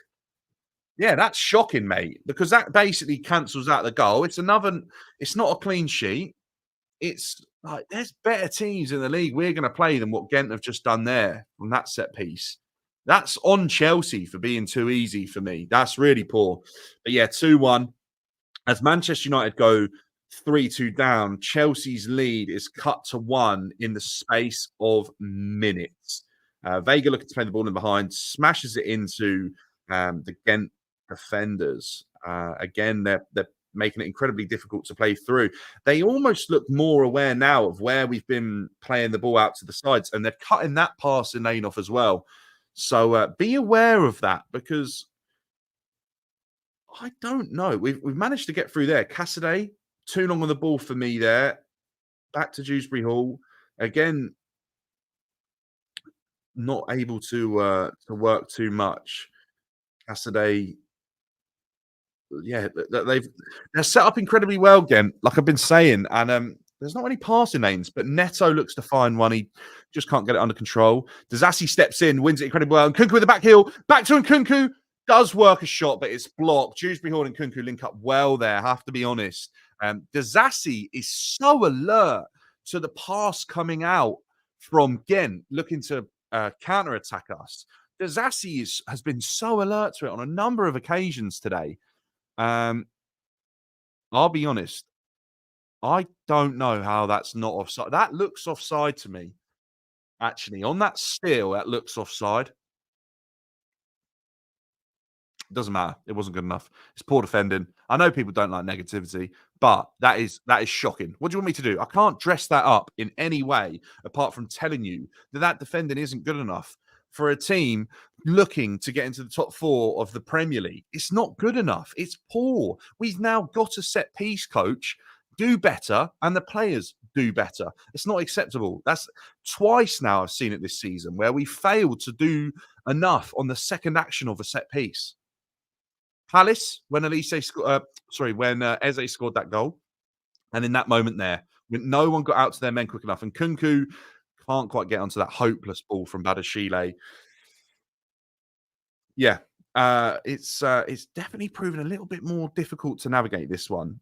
This probably is going to be one of our more tougher games. You'd think out of the teams who've been drawn to play in this early league stage of of the Conference League. Cassidy tracks back well, but they're on the attack here. That's a blatant handball. They're going to let us play on. Dewsbury Hall looking to turn defence into attack. He's fouled quite obviously as well. Ref's not going to give it. Jao Felix allows every single player to get back there. Dazassi looking to step forwards. He doesn't. He plays the ball into Jao Felix. Jao Felix again looking up with Dazassi. Now Dazassi looks to step forward. He plays the ball out to Neto, who's behind him. Chelsea finding it difficult to find players in between the lines right now. We've had to force it all the way back to Tosin. And again to Badashile, who's looking to force his way through. As we've seen him do many times today, he decides not to, though, on this occasion. Bobby, what do you say? Both Omroni and Duran deals collapsed because Chelsea lowballing can't give them any credit for that. I think I give the scouts credit for identifying them as players to go after. With the way I'm seeing Omrodian play for against Manchester United, he scored 2 goals, and I'd give him credit. I bet he gets a move, and I'd also give him credit for Duran, because Duran we were not all sure about. We knew there was quality there, but we didn't know he would start to the season how he has for Villa. I'm sure the scouts didn't know he'd start like that either. But yeah, they're players that are looking to be real talents, and maybe we have to trust our scouting team, because none of us knew who Vega was as well, and he's had a good start. Again, Badashile on the halfway line with the ball. Incredibly small amount of space in between the lines. They managed to find a way through, though. Cassidy plays it up to Vega. Vega plays it up to Nkunku. He gets it back. He enters the box with Vega, cuts it back. Can't quite work the ball to Felix, who was in a fantastic little area in the box. Mudryk wins it back again as soon as we lose it. Neto just can't quite get there. It's all the way over the top of him. Dazassi keeping the pressure on here. Looking to play through to Dewsbury Hall on the edge of their box. Felix as well. Chelsea are really putting the pressure on. We're trapping them in here. Great ball in behind. Mudryk enters the box. It's not a penalty, but as he goes to ground, Gent get it away for a corner. I was lost for a word there that I was looking for, but we are like squeezing them in with the way we were keeping the ball there, moving it with a good intensity from side to side in an attempt to find a way through. They're incredibly tight, compact defense. So Jao Felix on the corner here. Bit of pushing and argy-bargy. Tosin, 2-handed push. Yeah, ref's going to come over and have a word. Oh, no, he's going to have a proper word. He's pulled them both over as well. No more. That's enough. Back you go. These refs love it, man. They love it. They know they're on camera. Don't need to do that. Just get on with the game, mate. Right, here we go. Jao Felix the cross. This is definitely one from the training ground. It hits the first man, and it's out for another corner. Again, another underwhelming set piece for Chelsea, considering the recent employment of a set piece coach. I'm yet to see too much. I'm really not sure. Obviously, coming in from Brentford, I believe, who were renowned and are still renowned from what they're able to do from set pieces. So again, another attempt. Chelsea line up around the penalty area in a line vertically facing the goalkeeper. They now separate. Most players go deep towards the back post. Neto to take the corner. Looking at the movement, it's going to be no one again. And I think it's out for another corner, a bit deeper that time. But the back post player, is it Mitrovic, heads the ball away. Their captain. Again, Chelsea looking like a real physical unit going forward there, with the players coming up from the back against the not small Gent side. But Dazassi, Badashile, Vega and Tosin are huge players, all probably well over 6'2". Jao Felix to cross again. Most of the big players heading towards the back post. Refs had enough of the pushing and shoving again, stops the game. It's no more, no more. Ref, get on with the game. What? Like, this is just, he just knows the camera's on him. The pushing is like it's minimal. Felix the cross from the left-hand side. It's a good cross straight at the keeper, though. And Badashine looking to keep the ball in on the right-hand side. He does. Moves the ball back to Mudryk. Mudryk with a nice pass to Neto. Neto to work across deep to Dazassi. It's a Bicey attempt from Cassidy.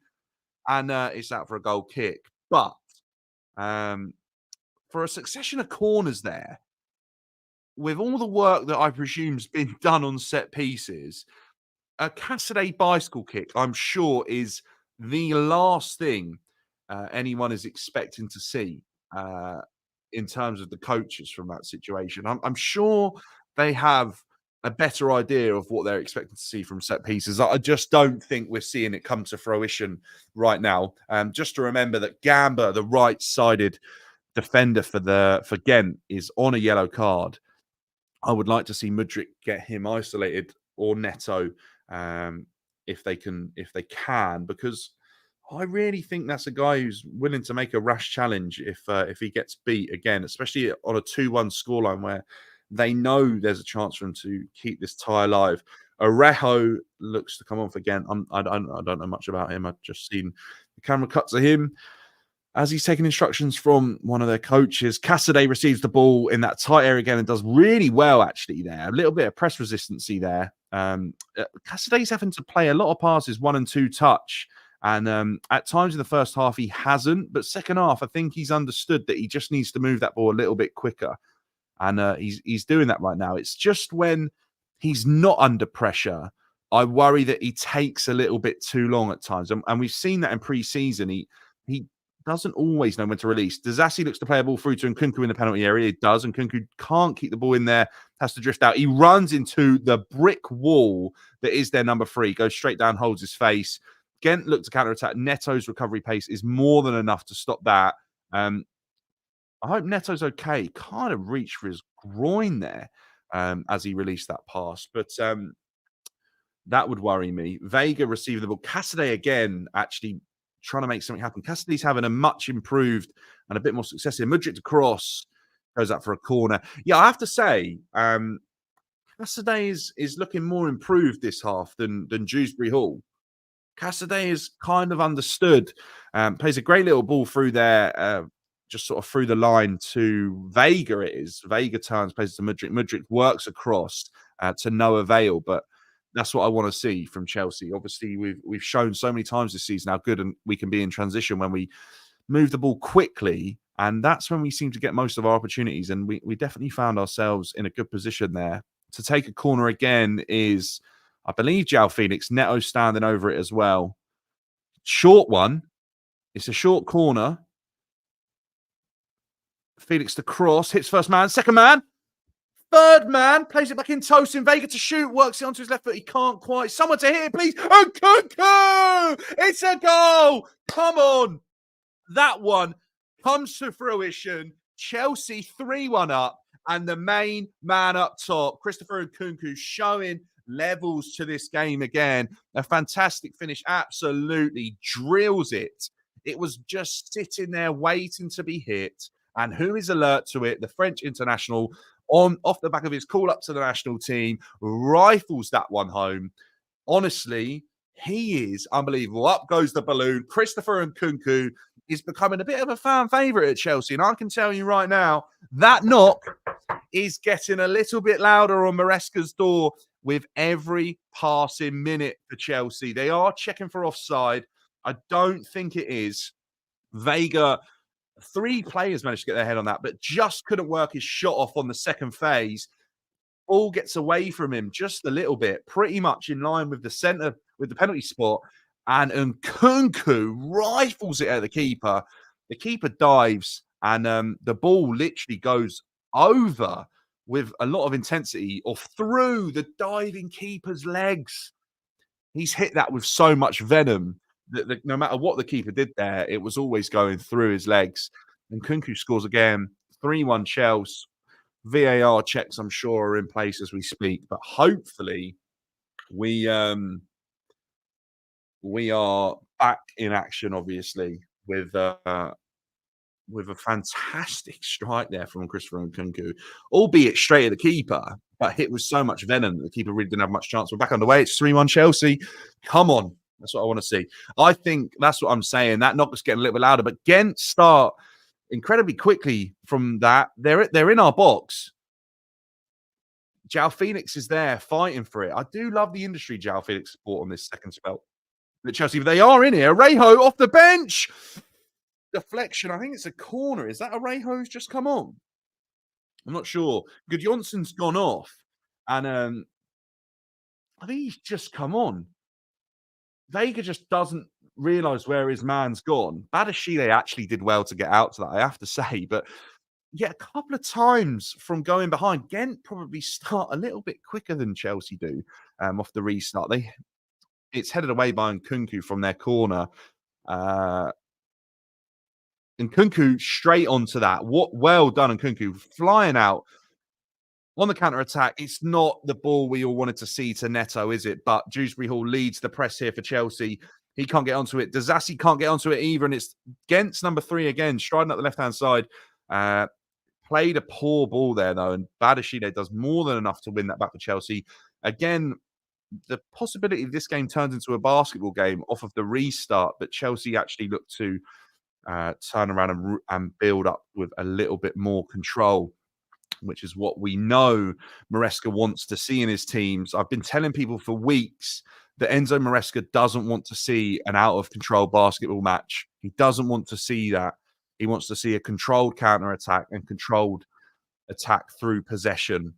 So in that moment there where we've seen many times players like Madueke striding forwards, Pedro Neto follows instructions, decides to turn around and allow us to try and build up with control. This is what I've been saying. Although we look unbelievable in transition, I worry at times if that's something we're trying to remove from the team. Is that something that we saw that's a bad habit developed under Pochettino? But with the way we've been scoring goals at that intensity and flying through the pitch on numerous occasions this season, you would hope that hang on, Omarodian's in here for his actually good save, Anana.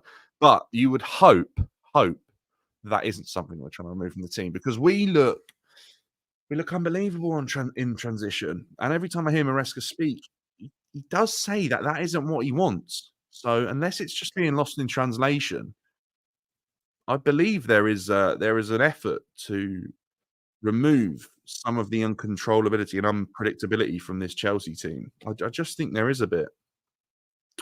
Whether or not it's being done intentionally, I'm not sure. But yeah, at times I'm definitely hearing that is the case. Cassidy again does well.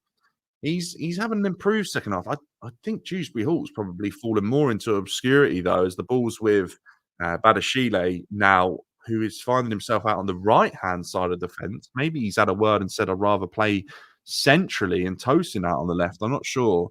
Bayern View, how we doing, my man?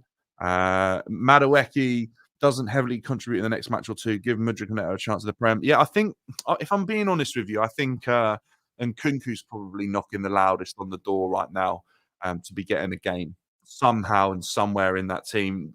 Tosin's nutmeg there, but we win it back. Cassidy again, nice bit of link-up play. Jao Phoenix just can't do enough. He's swamped a little bit. 67 minutes on the clock. Chelsea lead 3-1. Yeah, Dewsbury Hall is definitely falling into obscurity. He's not trying passes with much risk, I have to be honest with you.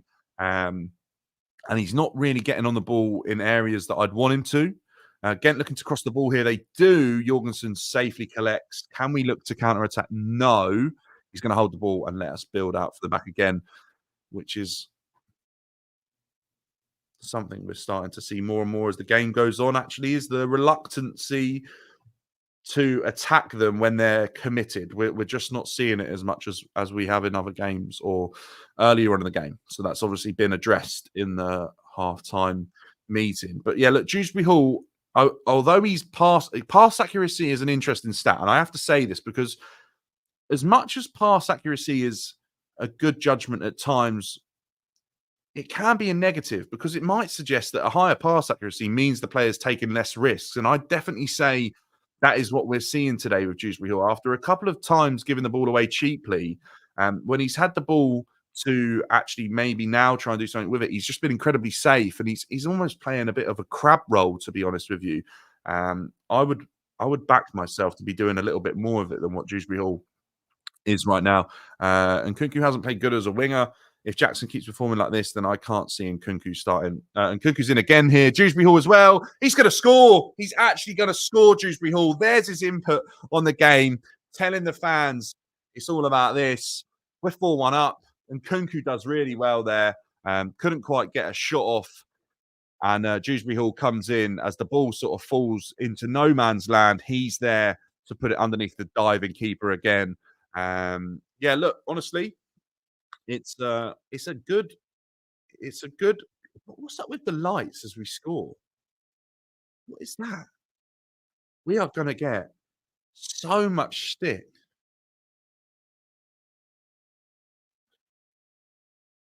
Yeah, look, Felix plays a great ball through, and Kunku just can't quite get there actually, but he obviously makes the defender slide with a great run. And as the ball falls into no man's land, like I said, under pressure, Dewsbury Hall puts the ball straight at the keeper, and the keeper just absolutely doesn't do much with it. I've not seen enough from Mudrik again, says Bobby. Way more of a threat from Neto. I'm not sure if I agree. I feel like bar the goal, they've been there's not much to separate them. I think they both had pretty similar games actually. I don't think Mudrik's been that bad. The only thing I'll say is I don't know what this light thing is that's happening at the bridge, but that ain't that ain't how you celebrate a goal, mate. You don't get your phone out and start shining your torch. What is happening at Stamford Bridge, mate? Why are they doing that? That is awful. That is awful. That's so tacky. Not a music concert. Like, come on. Are they doing it as a joke? I just don't know. There's obviously some sort of instruction come from someone before the game to do that, but I think that looks shocking. It's going to catch on, isn't it? It's like the new Poznan. Oh, I don't want to just celebrate a goal by a bit of limbs going a bit nuts. Like I can just see us getting stick for that. That's proper plastic flag brigade. That is. Did you know we might leave? Yeah, I've heard the talk. I'm not sure that we will. I don't think the pitch owners will have it. Chelsea as a football club, I don't think will leave Stamford Bridge. I think as much as a franchise of Blueco might, I don't think Chelsea by name will leave Stamford Bridge unless the pitch owners are given like an incredibly good offer that they can't afford to turn down as an organisation. I just don't see Chelsea leaving Stamford Bridge if I'm being completely honest with you. It's a cross here for Gent. Wow. Badashile goes for it. Jorgensen and Badashile quite clearly didn't communicate there. The ball all the way back from that free kick to against goalkeeper. It's 72 minutes on the clock. Chelsea 4-1 up. Are we looking for any changes? It's turning relatively comfortable for Chelsea off the back of that last goal, I would say. Even though Gent will be relentless and Chelsea's pursuit of a positive and a huge goal difference for this competition, I hope doesn't fade. Dewsbury Hall now looking alert and lively. That's what I want to see, Dewsbury Hall. Felix is 1-on-1 here with a great pass from Dewsbury Hall. Looks for the nutmeg. It's not quite on, but Dewsbury Hall turned on that one, played the ball straight through his legs. It's 4-1. It's relatively easy for Dewsbury Hall in that situation to put the ball through his leg as well. It wasn't much of a challenge coming in. He plays a great pass through to Felix on the one-on-one. I think João Felix probably has to do better there.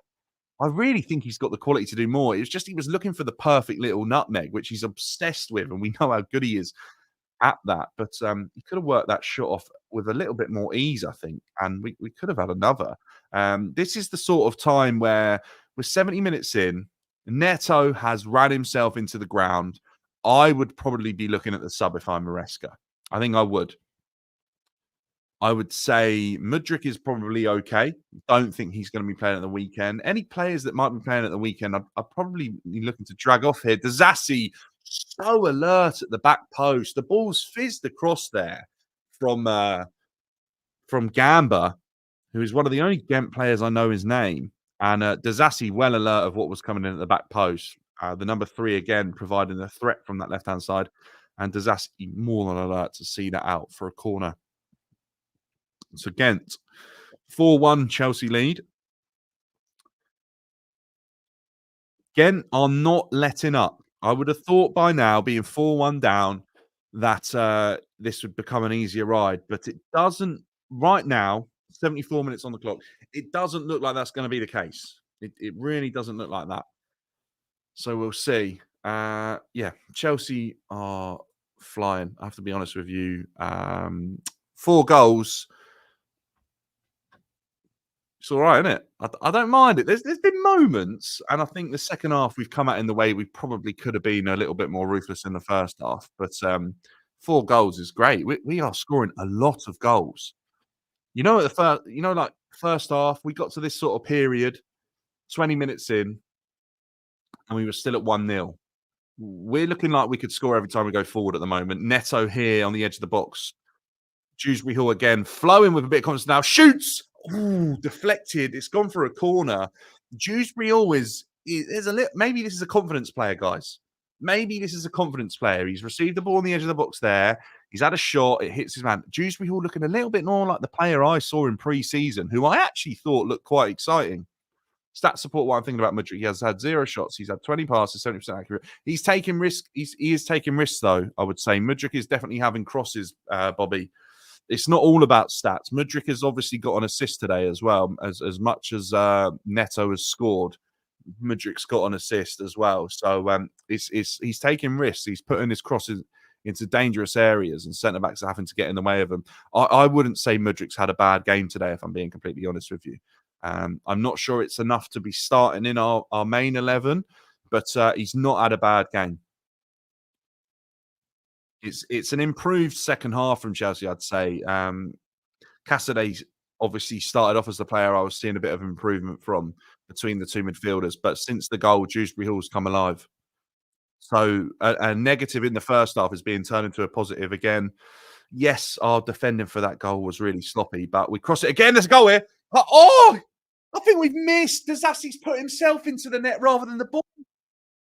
Dizassi's put himself into the net rather than the ball. I don't agree. I think with the amount of game time Mudryk is getting right now, I think it's more than enough football. I think it is. If he's going to be playing in the Conference League, I think that's enough to be under the coaching of Maresca with the style that Chelsea are going to play.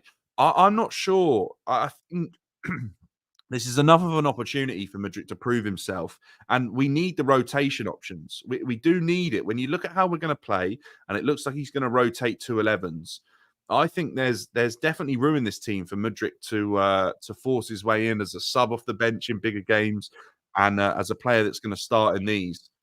There definitely is. I'm not sure so much right now.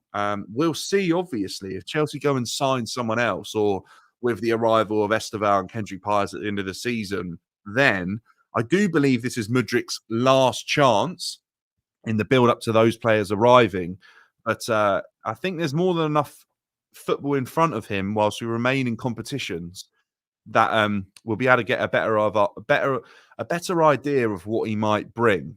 But at the same time, I do wonder what his future looks like with the arrival of Esteval and Kendrick Pires. Madueke and Mark Gee must be on to score more goals. I'm not sure, but maybe there's a chance to give Mark Gee a run out. Maybe there's opportunity for a couple of the younger guys to come on, like maybe Tyreek George come on. I would be thinking about Neto. I would be thinking he's had a lot of injuries. We're probably going to win this one now. Let's bring him off. They'd be the ones I'd be worried about. Gent have made plenty of subs. Chelsea obviously haven't yet. Tosin under pressure here. Ball back to Badashile. Chelsea, I can tell you right now, they are wishing this game was a little bit more relaxed, but it isn't quite yet. Omarodian coming off to a standing ovation. He's obviously had a great game for Porto as they are still 3-2 up against Ten Hag's woeful United. He may have scored a hat-trick. I'm not sure. I think it was only 2. We'll see. Dewsbury Hall receiving the ball under pressure again, as is Cassaday. They look to play the ball straight back to our defence. Cassaday again is definitely taking less touches under pressure. He's definitely understood what he has to do in this role in the second half. Dewsbury Hall still occupying an exactly same position as he was in the first half. He's not getting on the ball as much as I think he could, but he's looked a bit more lively. João Felix is caught there. That's another late challenge. This is what I mean when these sort of silly challenge. Yeah, look, substitutions. Mark Gu and Tyreek George, I believe, are going to be coming on. Yeah, I think it's the right thing to do. Neto and Nkunku are going to come off. They're probably the players that are more likely going to be in contention for appearing off the bench, I would say, against Forest if needs be. But look, round of applause. Great performance again, I think, from Nkunku and Neto, both getting on the score sheet and managing players who have had their fair share of injuries in recent years. Let's see what Mark Hughes about, and let's see. Mark can prove he's the talented young star. He's the next Costa. Well, let's see. I think there's definitely the industry there that Diego Costa had. I'm not sure there's quite the ability yet, but he's a young kid. Tyreek George the same. It's a great opportunity to show yourself on a competitive European stage, and we'll see what happens. He's he's definitely getting a lot of hype. Is Tyreek George coming through the Chelsea's famed academy? Cassaday again, still the lone player in that centre midfield. Dewsbury Hall's all the way out here on the right wing, pretty much. He's been so isolated tonight at times, Cassaday, with not a lot of options around him. It reminds me a little bit of how often we saw Casado isolated under Poch, and I think he's dealt with it. To be honest with you, I think he's had quite a tough challenge. I rarely, like I said, I rarely see that many players surrounding a player in the midfield like that, especially at such a young age like Casadei is. And I think he's dealt with it. I've been really impressed with that because that's really difficult to do. I'm not saying he's been a match winner in that position, but it's very easy to make mistakes there, as we've seen happen in previous seasons. Their number 3 is striding through our team again here, though. He's going to go into our box and work a shot. He does. It's just wide. I'm not sure if it's taken a nick on the way through. Jorgensen looked like he had it covered. I think it's going to be a goal kick, but he burns Dazassi, gets goal side of him, and just keeps striding away all the way through the pitch. Works his way into Chelsea's box, shifts it onto his left foot, and yeah, it's a Chelsea goal kick. But yeah, he's been they've been tough to play against, and he's definitely been one of the players that stood out for me. I still haven't quite caught his name. Tyreek George getting his first sniff of action. Yeah, welcome to the game. Here's a bit of pressure for you. They've been so good at that. Every time a Chelsea player's had a bit of space, they swarm them incredibly quickly. But Vega looking to play behind to Mark Gu here. And there's the box. He shoots. He's hit the side netting with his first action as well. So within the same phase of play, we see Tyreek George and Mark Gu introducing themselves to the game. Vega looks to play in behind there with such intensity. There's a great pass, cuts out 3 or 4 players with ease from Vega there. Mark Gu running onto that to work a shot. They're giving the ball away. Not quite. I thought they'd given the ball away there again. But Chelsea's press is relentless, as it has been for the whole 80 minutes that we've seen. Cassidy brings the ball down, moves it on within 2 touches. I love what I'm seeing. Only seen Tyreek George play once against the Mexican team. He was stellar. Yeah, he played against Barrow the other day, actually. So, albeit a small cameo. Yeah, he's definitely a player that is working his way into the front. I think when you see a player like Tyreek George play at a very similar age to when we saw Hudson Odoi emerging, you do realise the level that that Hudson Odoi was at for such a young age. He was incredibly gifted, and injuries really did hamper that young man's career. But he's obviously we're playing him at the weekend. But yeah, when you see a player like Tyreek George, it's hard not to draw comparisons to a young winger coming through from Chelsea's academy. I don't think he's quite being talked about in the same breath as Callum. Callum was obviously spoken about as the best player that Cobham might have ever produced. And yeah, we'll see how that one goes for Tariq George. I'm hoping he gets a little bit more of the ball, although it's definitely starting to slow down a little bit as we enter like the 84th minute here. The bridge.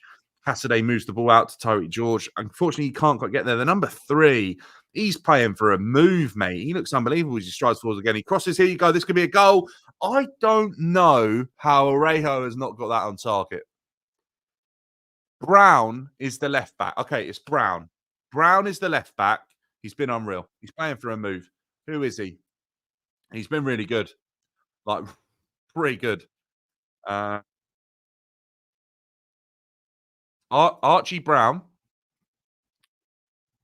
played for Reading. Played for Reading. Is he on loan? England and Jamaica left back. He is their most expensive player, and I actually am not surprised. No, he didn't play for.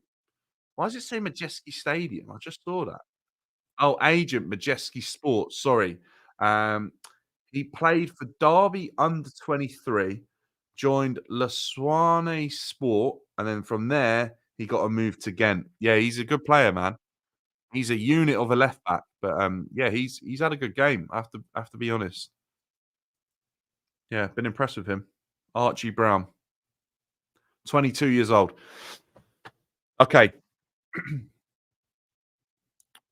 Badashine into Cassidy again. Chelsea still under an unforgiving press from Gent. Like they have been non-stop. They have not let Chelsea relax or have time to put their foot on the ball at all this game. It's maybe a small spell in the first half where I remember us not being able to do much and the defenders having a lot of the ball, but they have not stopped.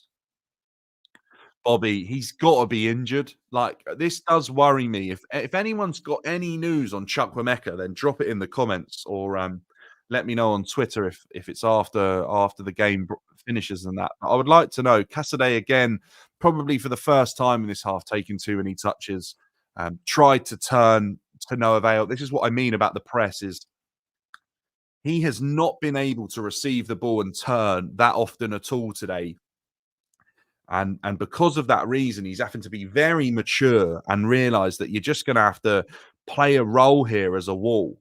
And he is doing that. You know, it takes an incredibly good player to be able to play in that role and turn and make things happen. And I'm talking about a player on Rodri's level and Kovacic's level and Busquets' level, players like that that are press resistance and they do it with ease. Cassidy obviously isn't quite there yet. And because of that, instead of risking losing the ball, he's just having to play very safe. And at times he's been able to turn and been really positive. But yeah, that's a challenge. That is. He's impressed me a lot. I know I've said about it a lot, but he's been in an incredibly difficult position today, and he's a player who I think's being tested more than anyone else on the pitch, really, because of the pressure that's on him. I think João Felix and Nkunku's of the world, they've got the quality to beat those players pressing them. You know, Tosin's played enough Premier League football. Vega obviously isn't under the amount of pressure that Cassidy is in that midfield area. He's had pretty much three players on him every time he's received the ball. And it's a very mature performance. Dewsbury Hall allows space to open up for Felix to get on the ball there.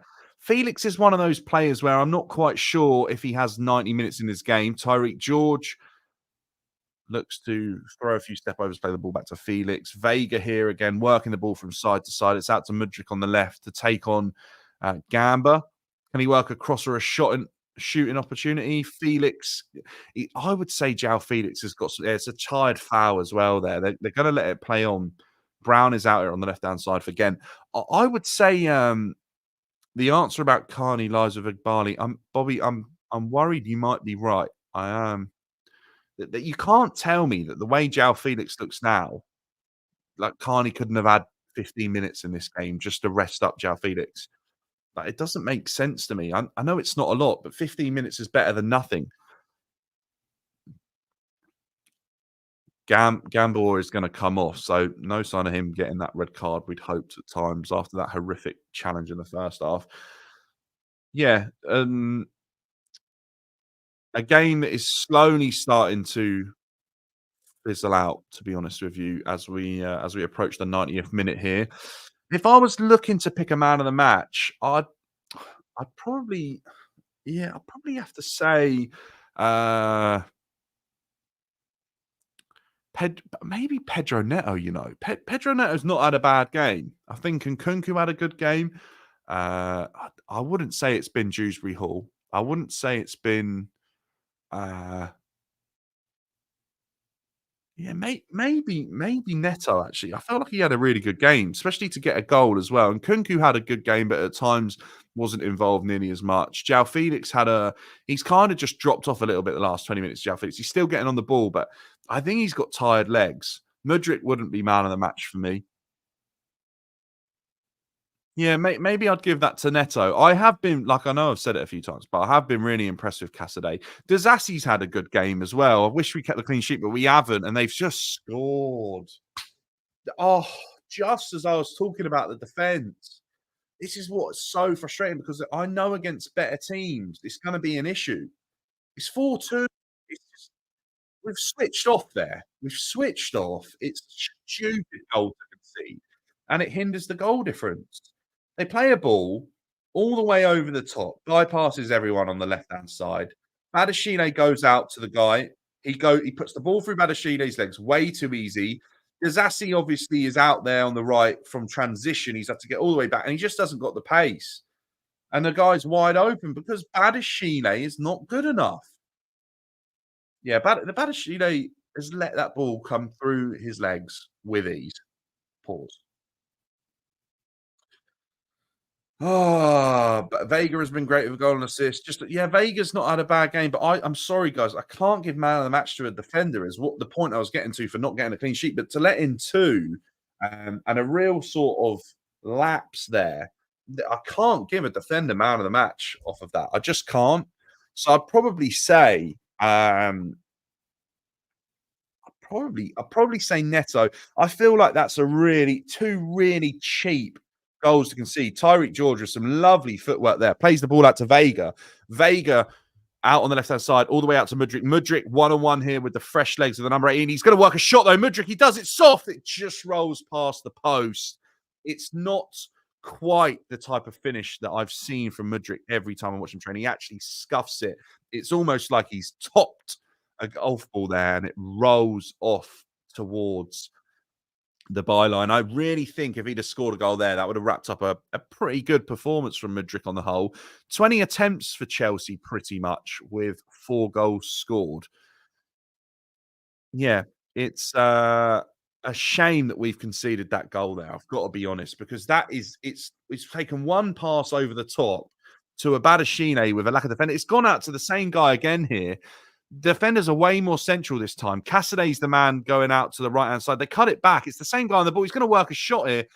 Edge of the box. They do shoot. It's a poor shot. But again, this shows 92 minutes on the clock now.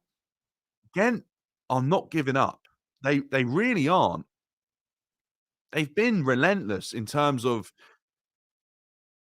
bringing their game to Chelsea when when they've had the opportunity to. That Chelsea have not been able to take their foot off the ball at all. And Manchester United may have been saved at the death. I think Harry Maguire's just scored. They're down to 10 men, but I think Maguire might have just saved 10 with a draw there. Um, yeah, I agree, Bobby, by the way. This is huge. I've always said this. You know how good Villa set up last night, obviously well against Bayern. Unai Emery, top coach, won plenty of European trophies. Arteta as well has definitely got Arsenal defending so well. That's why he's getting applauded. It's Pep at times. Obviously, a lot of the Italian managers are renowned for this as well. Juventus haven't conceded a goal until last night. Defense wins you the biggest trophies for sure. It does, and I think Arteta's realised that. Conceding 2 to Ghent in the sloppy fashion that we have, I don't know if it's a slight on Maresca, but it is a slight on the players here that are fighting for their position into the first 11. Because quite simply, it's not good enough. The boat from the set piece and that counter attack, it's not good enough. Mark Guéhi trying to work his way into a shooting opportunity there. Been incredibly quiet, Mark Gee, since he had that one opportunity to hit the side net, and I've not really seen anything else. They're looking to build on the right again. 3 minutes 30 on the clock. It's 4-2, and they are not stopping Gent. They've given Chelsea a workout today. I can tell you that. When they've had the opportunity to counter attack, they've really tried. Chelsea have obviously tried their best. Tyreek George and Cassidy link up well. Dewsbury Hall to lead one more counter attack. Brown fouls Dewsbury Hall in the process. 94 minutes, pretty much on the clock. He picks up a booking. It's a bit of an unnecessary challenge to make. I hope Dewsbury Hall's gone down holding his ankle here. I hope we can see him get up because a slightly more positive end to the game for Dewsbury Hall. I wouldn't want to see him pick up an injury, to be completely honest with you. Added time, done. 4 minutes of added time. Final whistle. Chelsea win 4-1 against 4-2, sorry. 4-2 against Gent. It probably should have been 4-1, but yeah, it's an okay game, if I'm being honest with you. A good performance, but at the same time, there's some issues.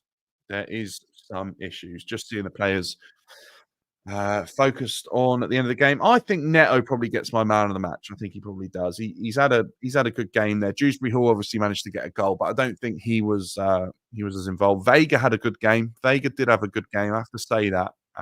Unfortunately, they've conceded though, and I don't think I can quite give a defender a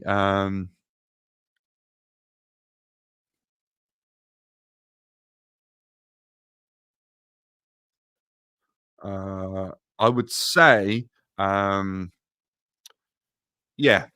another game full of goals for Chelsea, but with some things that we could definitely address and fix going into our game against Nottingham Forest. Definitely.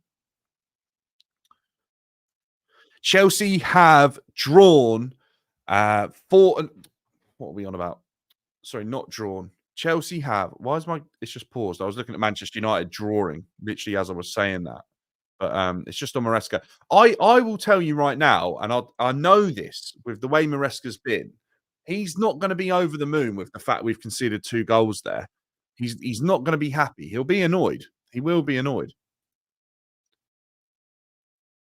Man United was winning 2-0 and then now drawing. United 3-2 down. Can you show the rest of the game? Harry, there's nothing to show, mate. The game's finished, unfortunately. Uh, guys on TikTok, thank you for tuning in already. If you haven't, make sure to smash a like on the video on YouTube. We're looking for 30 likes on this stream. If we could get that, I think that would be absolutely unbelievable. We're on 21. Anyone tuning in afterwards, make sure to drop a like. If you haven't already subscribed, we're on the road to 3,000 subscribers before the end of or before Christmas, really. I think that would be unbelievable if we could achieve that number. Chelsea win again. 4-2. Another huge amount of goals for Chelsea. It's not like we're struggling to score goals. I do think Gent actually can be proud of that. Yeah, at times that we scored goals and we were better than them, but they've put in a performance for their fans to be proud of, you know. I think they have. I'm impressed. Like, to not let up at all when you're 4-1 down is tough to keep working like that, and they did.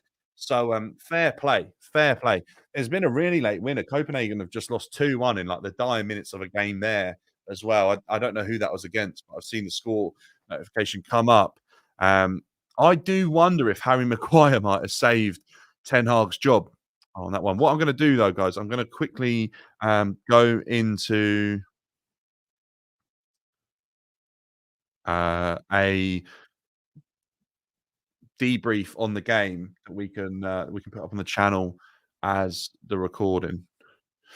Right, bear with me 2 seconds. I'm just going to set it up because I want to get that video done as it's a late kickoff. Bear with me 2 secs. Yeah, I think Pedro Neto might have got man of the match. He might have. Just listen to what he said. Really good performance.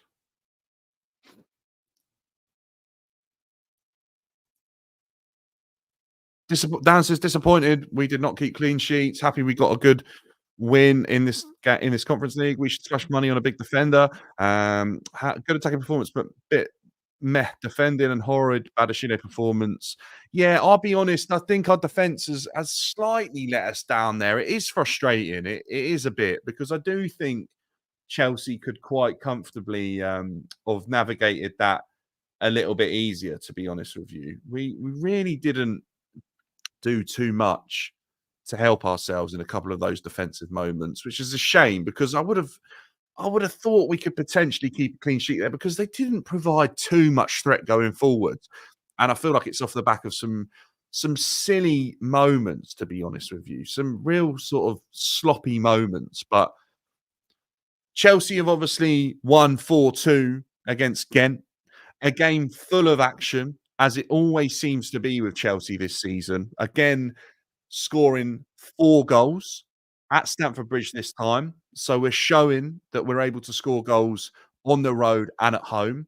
I'll give credit to Gent right now. A fantastic performance for a team that found themselves 4-1 down at times. They were non-stop. They did not let Chelsea ease up at all.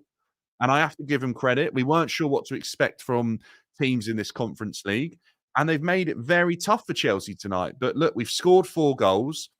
We've shown a lot of quality. Players that at the moment we know aren't getting a sniff in Chelsea's starting 11 in our biggest games in the Premier League. And they've shown quality. Pedro Neto scored a great goal tonight, and Kunku scored a fantastic shot straight at the keeper, albeit, but he put so much on it, the keeper had no chance. Mudryk got an assist tonight and had a really good game. And Kunku had a quieter game, but showed his quality. João Felix had a really good game today. Renato Vega managed to get himself on the score sheet. And I think, on the whole, even Dewsbury Hall had a much improved second half that led to him scoring a goal. We can be pretty happy with that going forward. I do have question marks about us defensively.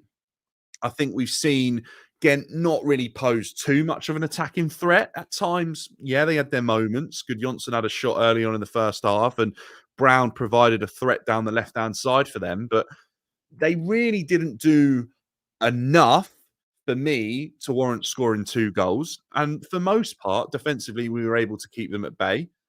But on a couple of moments, Chelsea were really sloppy. Badashile springs to mind for me on the second goal.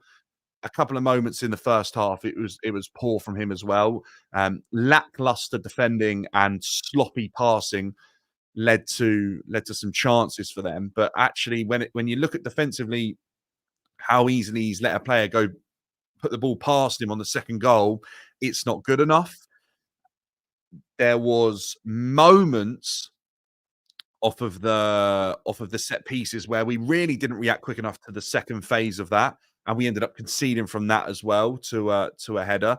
And it was just a little bit sloppy. And I do worry against better teams where we aren't able to score as many goals. That those sort of blips might be a bit of an issue, but I don't want to dwell on the negatives too much. I think they're quite easily worked on and improved and avoided.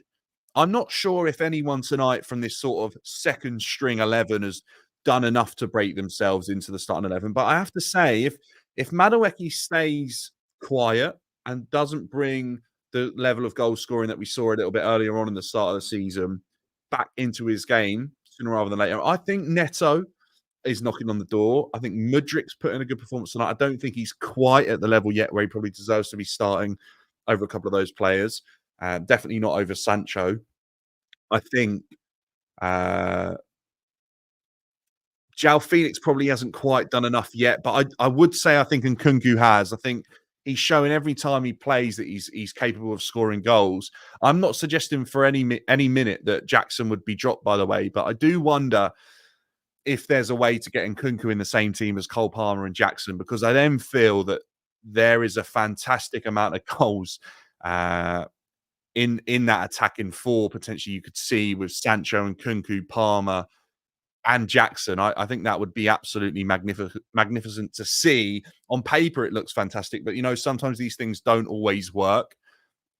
The squad are definitely playing for places. Like, you're seeing it, and this is what we stressed so much last season, that it's really important for players to have competition so that the overall level of performance is upped. And we're seeing that because if players make a mistake or they don't perform in a game, and then the next game in a couple of days' time, someone's scoring, like Jackson didn't score at the weekend, and then Kunku did. So Jackson's thinking, he scored again. Like, he is not letting me ease up. Or if a player has a quiet game out on the wing, like Madueke had, and then Neto's having a really positive game and he scores, Madueke's thinking, hang on a minute, they've just bought this guy in for 60 million and he's still scoring and he's being in game after game, he's looking better and better. I need to I need to up my level. And we're seeing that now and we're reaping the rewards. And this is a really good test because we didn't know what to expect in the Conference League. And I think before we started, a lot of us were saying, oh, 3-0, we'll take a 3-0. It just shows that if you switch off for any minute, some of these teams are going to be good enough to cause a bit of a problem. And we saw that with Gent tonight, that when we did switch off, they scored straight away. And for me, that's what I've been saying about European football is nothing's written. Chelsea aren't just given a place in the final to go and win this competition. They didn't let us slow the game down much at all.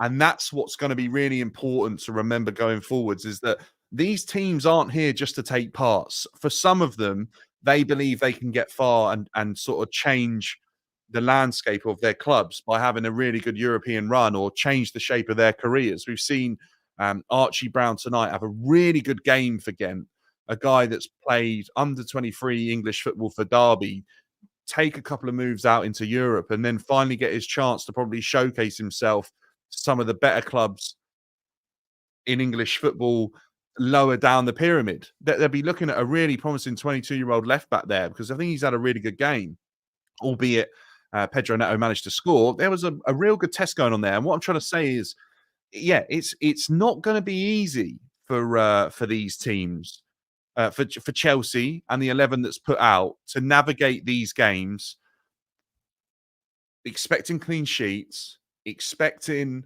a walk in the park. We've seen tonight it's not going to be that in the Conference League. So we're going to have to be switched on. But I think we're capable of doing that. And I think that will only help this team going forwards because this is the type of games I was talking about last season that I wanted this Chelsea team to be playing because learning how to navigate games like 3 days in, 3 days, 3 days, 3 days, 3 days, Thursday, Sunday is good for the manager, good for the coaching staff. It's good, obviously, for the fans because it means more football, but it's also good for the group of players to understand how relentless playing European football can be. It can be a real challenge. And yeah, we do have some really difficult away days.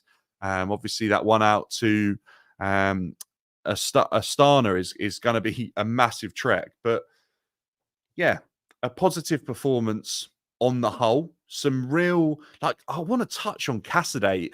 I was saying this on the watch along. I've never seen too many players surround that area of the pitch. Cassidy found himself isolated and at times was surrounded by 5 Gent players and found it incredibly difficult to be able to do much on the ball because of the press that was coming in from them.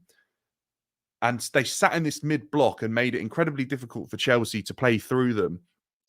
Cassidy put in a really mature performance today. It would have been easy for him to keep trying to turn and play into their press and give the ball away. And he really had to restrict his game at times. And to do that takes a real mature head on a young body. And yeah, he did do that. And I have to praise him because I've seen players shrivel in that situation and give the ball away and make mistakes. We saw Badashile do it at times when he was pressured tonight. And Cassidy didn't really do that. And I have to praise him. I have to praise Dewsbury Hall. We sort of said, look, he's not had the greatest first half. He could probably get himself on the ball a little bit more. He did that in the second half, albeit not a lot in the areas that I'm expecting him to see get on the ball. But maybe Maresca doesn't want that. Maybe Maresca wants there to be an isolated central midfielder that we saw Cassidy in that 6 role tonight. But Dewsbury Hall got himself on the score sheet. And I feel like maybe he's a confidence player because he looked a little bit better after that. I feel like Vega is an unbelievable signing. Considering none of us really knew much about him at all, he is incredibly good for a player that was relatively unheard of. He can play a number of different roles. He's shown that he can get on the score sheet and attack the box when he's being asked to play in that sort of inverted role and been given a bit of a license to step forward. Yeah, have to say I'm really happy with what I've seen on the whole from a lot of the players tonight, and I feel like we really do have a real high level in this squad at the moment. And I just feel with a couple of mistakes and a bit of work on the training pitch, we can sort these out. And the level of the squad is at a level where I'd feel pretty confident, even if some of these guys had to play in our Premier League fixtures and our tougher games. And I'd know what to expect from the majority of the squad. There are some players, yes, I think are a little bit far off it, and I'm sure they won't be at the club for much longer if they perform in that way. But on the whole, this group of players as a squad it's really promising right now, guys. Another 4 goals for Chelsea going into that Forest game.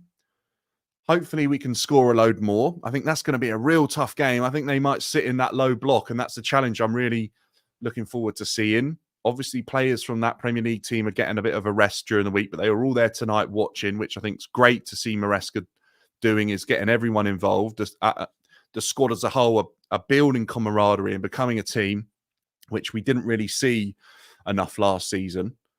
So yeah, hopefully we can take all this positive form into that game against Forest, albeit a different 11 totally, and get a win. If you haven't already, make sure to subscribe to the channel. We're on the road to 3,000 subscribers. Drop a like on the video, and I will catch you in the next one. Guys, thanks for that. I just wanted to... I don't really know how many of you are still here, but that was my roundup. I'll upload that on the channel as well. But I just wanted to get that done. Appreciate everyone tuning in. Ibrahim, how are you? Good evening. That was probably one of our harder games. Yeah, I think you're right. For the rest of the team names, I don't know who they are. Vega better than Calafiori. I'm saying it. I'm not sure, Gerald. Calafiori's looked pretty good. Lil, that was just the end of the video. If you want to drop out, not a problem. But appreciate all of you guys coming in for that one. Look, watch-alongs are tough. They go on for a long time, and having you guys here sitting through it and chatting about the game is great. I love sharing our what we're seeing on the pitch happening and talking about it whilst it's there in front of us and discussing the game. It's really good, guys. We're building a fantastic community here. I have to say, every time I go live, I'm chatting to more and more of you, seeing more and more new names and returning people. And it's great. It really is. A lot of you guys get to bounce ideas off each other in the chat as well. So keep it up. Keep smashing the like. Put us in the algorithm and start showing us to the world. And I'm sure this community will grow. 3,000 by Christmas will be absolutely unbelievable if we can make that happen. So look, an absolute pleasure, guys. Chelsea win again, 3 points in Europe. I will catch you at the weekend and in a build up towards the Nottingham Forest. And if you haven't already, smash a like. And when I upload that video, if you go and do the same, it'd be much appreciated. But I'll see you all in a bit. Pleasure, guys. Have a good evening and thanks for tuning in.